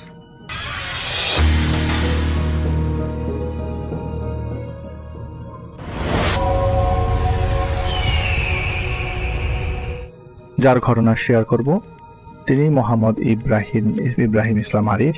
তিনি চট্টগ্রামের ভাটিয়ারি থেকে বলছেন এবং আজ যার ঘটনা তিনি শেয়ার করতে চান তিনি সম্পর্কে তার আঙ্কেল হন। তারা একই চাকরি করেন, কিন্তু বয়সে তিনি তার সিনিয়র। তো তিনি যার কথা বলছেন তার নাম আনোয়ার এবং ঘটনাটি তার এবং তার সন্তানকে নিয়েই। তার বাড়ি চট্টগ্রামের রাউজান উপজেলায়। তার ভাষাতেই তিনি যেভাবে শেয়ার করেছেন, ঘটনার সময় তখন 2001। তখন সেই ইব্রাহিম সাহেবের বয়স হচ্ছে 40 থেকে 42-এর কাছাকাছি। তার কোনো চাকরি ছিল না। তার ঘরে ছিল 2 মেয়ে আর 11 বছরের একটা ছেলে। ছেলের নাম জারিফ। আর তিনি বেকার থাকার কারণে প্রায় সময় ওই খাল, বিল, নদীতে মাছ ধরতে যেতেন। এমন করতে করতে মাছ ধরাটা তার একটা নেশায় পরিণত হয়। ঠিক তেমনি একদিন তার বন্ধুর সাথে তিনি রাতে মাছ ধরতে যাওয়ার পরিকল্পনা করে এবং আরো 3 বন্ধু মিলে প্রায় 10টার সময় বের হয়ে যায়। তিনি যে জায়গায় মাছ ধরতে যাবে সেটা ছিল একটা বিল, আর বিলের পাশেই ছিল একটা পুকুর, আর পুকুরের একটা পাকা সিঁড়ি ছিল, মানে পুকুরের ঘাটলা আর কি। আর বিলের অপর পাশে ছিল একটা বড় আম গাছ, বাঁশঝাড়। তারা হাঁটতে হাঁটতে পুকুর পাড়ে আসে। তাদের সাথে ছিল বড় একটা মাছ ধরার টেটা বা টোটা, অনেকে টেটা বলে, টোটা বলে। মাছ ধরে রাখার জন্য একটা বাজারের ব্যাগ ছিল আর একটা টর্চ লাইট ছিল। কিন্তু পুকুর পাড়ে আসতে তাদের অপর যে 2টা বন্ধু ছিল, তারা বলে যে, বন্ধু আমরা যাব না মাছ ধরতে, তোরা যা, আমরা আছি এখানে। তারা না যেতে চাওয়ায় তিনি আর তার আরেকজন বন্ধু ছিল রফিক, তারা চলে যান বিলের মাঝখানে। তো বাকি 2 বন্ধু পুকুরের সিঁড়িতে বসেছিল। তো তারা যথারীতি মাছ ধরতে যান এবং মাছও পাচ্ছিল। তো তারা মাছ ধরতে ধরতে কখন যে সেই বাঁশঝাড়ের কাছে চলে এসছে এটা তারা খেয়াল করেন নাই। হঠাৎ রফিক বলে উঠল, ভাই অনেক বড় একটা মাছ। তো তিনি সাথে সাথেই টর্চ লাইট মারতেই মাছটা বাঁশঝাড়ের দিকে পালায়। কিন্তু বড় মাছ, লোভ সামলানো কষ্ট। তো তারা লোভ সামলাতে না পেরে ওই মাছের পিছু নেয়। তো হঠাৎ দমকা একটা হাওয়া আসে। এমন ভাবে হাওয়া বইছিল যেন মনে হচ্ছে এক্ষুনি বাঁশঝাড়গুলো উপড়ে নিয়ে যাবে। তার একটু পিছু হতেই সব নিস্তব্ধ হয়ে যায়। তাদের আর বুঝতে বাকি রইল না যে তারা খারাপ কিছুর পাল্লায় পড়ছে। তিনি চলে আসতে চাইলেন, কিন্তু রফিক আসতে নারাজ, আসবে না, সে মাছটি ধরবেই। তো রফিকের অনুরোধেই আবারও সামনে তারা আগায়, কিন্তু আবার যেটা শুরু হচ্ছিল সেই দমকা হাওয়া এখন মনে হচ্ছে আগের থেকে আরো বেশি, দ্বিগুণ পরিমাণে বেড়ে গেছে। সাথে সাথে শুনতে পান অচেনা কোনো একটা প্রাণীর চিৎকার। মনের মধ্যে ভয় চেপে বসে। তিনি রফিককে ধমক দিয়ে বলে, রফিক চল, এখানে আর 1 সেকেন্ডও থাকা যাবে না। এই বলে তিনি পেছন ফিরে দৌড়াতে লাগেন। কিছু দূর যেতেই কাদার মধ্যে তার পা আটকে যায়। রফিক তাকে টেনে তুললে তিনি আবার দৌড়াতে থাকে। হঠাৎ বুঝতে পারে তাদের গায়ে কে যেন ঢিল ছুঁড়ে মারছে। একটা নয়, দুইটা নয়, অজস্র ঢিল তাদের গায়ে এসে লাগছে। তো তারা মনে করছিলেন হয়তো পুকুর পাড়ে বসে থাকা সেই বন্ধুরাই তাদের সাথে মজা করছে। তা তারা ভাবে পুকুর পাড়ে গিয়ে তাদের আচ্ছা করে ধরবে, কিন্তু তারা পুকুর পাড়ে যেতেই দেখে ওখানে কেউ নাই। তবে তাদের সাথে তখন কি হচ্ছিল এসব ভাবতে ভাবতে তিনি আর রফিক খেয়াল করেন সেই বিলের মাঝখানে কি যেন দুমড়ে মুচড়ে সব একাকার করে দিচ্ছে। সেটা বাড়ছিল ক্রমশ আর তাদের দিকে এগোচ্ছিল। তারা 7-5 না ভেবেই বাড়ির দিকে দৌড়াতে থাকে। সেই রাতের মতো আল্লাহ তাদের বাড়ি পৌঁছে দেন। পরের দিন স্বাভাবিকভাবেই কাউকে কিছু বলেন নাই। এরপর থেকে তারা আর মাছ ধরতে যেতেন না। কিন্তু এর ঠিক 1 মাস পর তার ছেলে জারিফ হঠাৎ হোঁচট খেয়ে পড়ে যায় আর মাথায় ব্যথা পায়। তো এরকম ব্যথা তো বাচ্চারা সাধারণত পায়। বিষয়টা তারা স্বাভাবিকভাবে নেয়। ওষুধ খাওয়ান, ডাক্তার দেখান, কিন্তু কিছুতেই কোনো রকম কাজ হচ্ছিল না। মাথার ব্যথাটা দিন কঠিন আকার ধারণ করলো। ডাক্তারের পরামর্শ অনুযায়ী মাথায় টেস্টও করানো হলো, কিন্তু না, তাতেও কিছু ধরা পড়লো না। সবশেষে তারা এক চাচার মাধ্যমে তাদের এলাকার একজন কবিরাজের সন্ধান পেলেন। কবিরাজ তাদের বাসায় এসে তাদের ছেলেকে দেখা মাত্র বলে উঠল, অনেক ক্ষতি হয়ে গেছে, তোমরা দেরি করে ফেলেছ। ইব্রাহিম সাহেব ওনার কথার কিছুই বোঝেন নাই। তিনি জিজ্ঞেস করলেন, কি বলছেন এসব, কি হয়েছে আমার ছেলের? তো হঠাৎ কবিরাজ তাকে বলল সেই রাতের কথা। আচ্ছা বলেন তো সেদিন কি ঘটেছিল, রাতের বেলা কি ঘটেছিল? তো তিনি খুব অবাক হয়ে যান। তিনি জানলেন কিভাবে? তো তিনি যেহেতু জানলেন না, তিনি ভরসা পেয়ে সেই কবিরাজকে সবকিছু বললেন। কবিরাজ সব শুনে বললেন, সেদিন একটা খারাপ জিন তার সাথে চলে এসছে এবং তাকে কিছু করতে না পারে তার ছেলেকে আঘাত করছে এবং সেটা আঘাত করে ফেলেছে। এখন তিনি সবসময় তখন পাগলের মতো হয়ে গেছেন। এর থেকে বাঁচার উপায় জানতে চাইলেন। তার ঘরেই কবিরাজি তার আসন বসালেন এবং কিছু কাজ শেষ করে তাকে ডেকে বললেন তার ছেলেকে বাঁচানোর একটা উপায় আছে, তবে এটা করতে যদি তিনি ব্যর্থ হন তবে তার ছেলেকে হারিয়ে ফেলতে হবে। তো তিনি ব্যাকুল হয়ে জানতে চাইলেন কি করতে হবে। যা করতে হয় তিনি সব করবেন, সবকিছু বিনিময় করবেন। তিনি তার ছেলেকে চান, আর কিচ্ছু চান না। তখন কবিরাজ তাকে বলেন কিছু জিনিস জোগাড় করতে হবে। তার মধ্যে ছিল একটা কালো মুরগি, উড়ন্ত বানরের রক্ত, কবুতরের পালক, আর সব থেকে বেশি জরুরি কামার পাড়ার একটা কাঁচা হাঁড়ি। কাঁচা হাঁড়ি বলতে বোঝায় আগুনের পোড়ানোর আগে যেই হাঁড়িটা বানানো হয় সেগুলোই। এসব বলে কবিরাজ তার ছেলের গলায় একটা তাবিজ দিয়ে চলে যায়। তো মোটামুটি তিনি সবকিছুই তখন জোগাড় করে ফেলেছেন, কিন্তু এই হাঁড়ির সন্ধান কোনোভাবেই তিনি পাচ্ছিলেন না। এইটা করতে করতে এই সেই করে প্রায় 8 দিন সময় কেটে যায়। ঠিক 9 দিনের মাথায় তাদের পরিচিত এক ভাইয়ের মাধ্যমে তিনি সেই হাঁড়ি জোগাড় করতে সক্ষম হন। সবকিছু জোগাড় শেষে তিনি কবিরাজকে জানান এবং কবিরাজকে জানানোর পরদিন রাতেই কবিরাজ তাদের বাসায় আসে। সেই কালো মুরগি, বানরের রক্ত, কবুতরের পালক এবং সেই হাঁড়ির উপর তার কিছু রিচুয়াল সম্পন্ন করেন। আর তার বাসার ঠিক মাঝখানে একটা গর্ত করে সেই গর্তে একে একে সবকিছু দিয়ে সব শেষে তিনি সেই হাঁড়িটা দিয়ে সেই গর্ত আবার মাটি দিয়ে ভরাট করে দেন।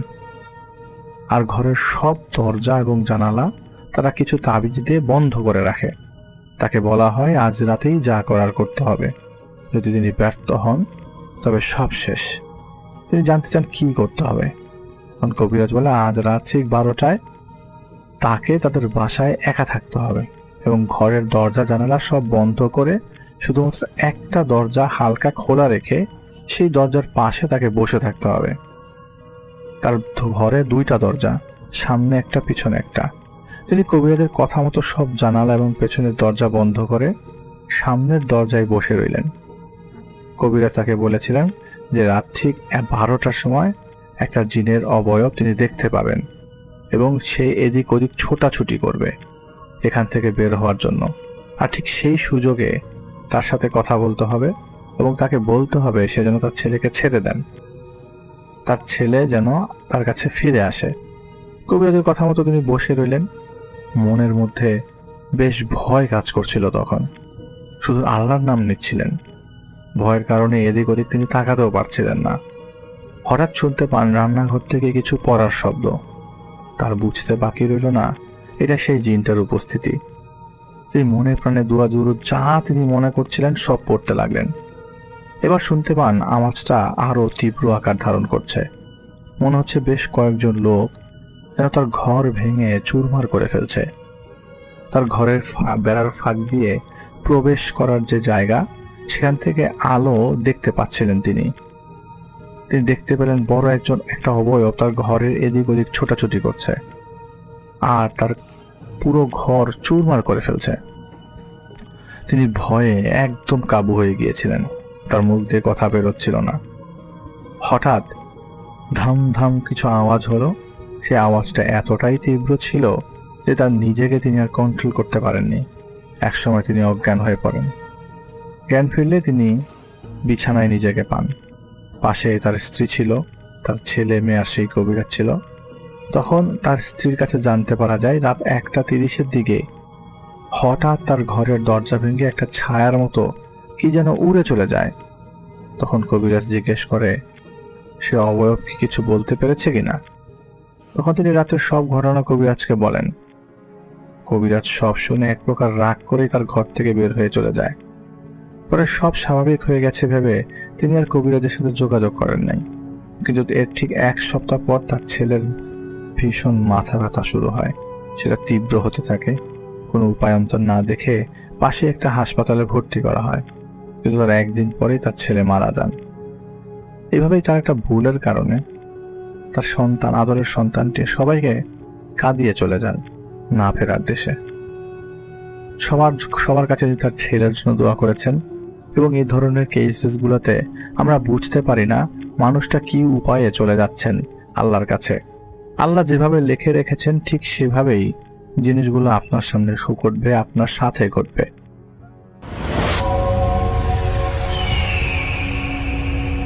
হ্যালো লিসেনার্স, আশা করি ঘটনাগুলো আপনাদের ভালো লেগেছে। আমি চেষ্টা করেছি বাছাই করে ঘটনাগুলো আপনাদের মাঝে শেয়ার করার। আমি প্রতিদিনই ঘটনাগুলো বাছাই করে আপনাদের মাঝে একটি করে এপিসোড শেয়ার করার চেষ্টা করি। যদি আমার ঘটনাগুলো একটু ভালো লাগে তাহলে অবশ্যই এই চ্যানেলটি সাবস্ক্রাইব করবেন। আর আপনারা কোথা থেকে এই ঘটনাগুলো শুনতেছেন যদি আপনাদের ঠিকানাগুলো জানান তাহলে আমি অনেক কৃতজ্ঞ হব। তাহলে আমি বুঝতে পারবো যে আপনারা কোথা থেকে শুনতেছেন। এছাড়াও আপনাদের মাঝে যদি কোনো ঘটনা থেকে থাকে তাহলে অবশ্যই আমাদের ইমেলে দেওয়া ঠিকানায় ঘটনাটা পাঠাবেন। তাহলে নেক্সট এপিসোডে আপনার সেই ঘটনাটা আমরা রাসেল ভাইয়ের মাধ্যমে অথবা আমরা নিজেরা পড়ে শোনাবো। তো ভালো থাকবেন, সুস্থ থাকবেন এই প্রত্যাশায় আজকের মতো বিদায় নিচ্ছি। আল্লাহ হাফেজ।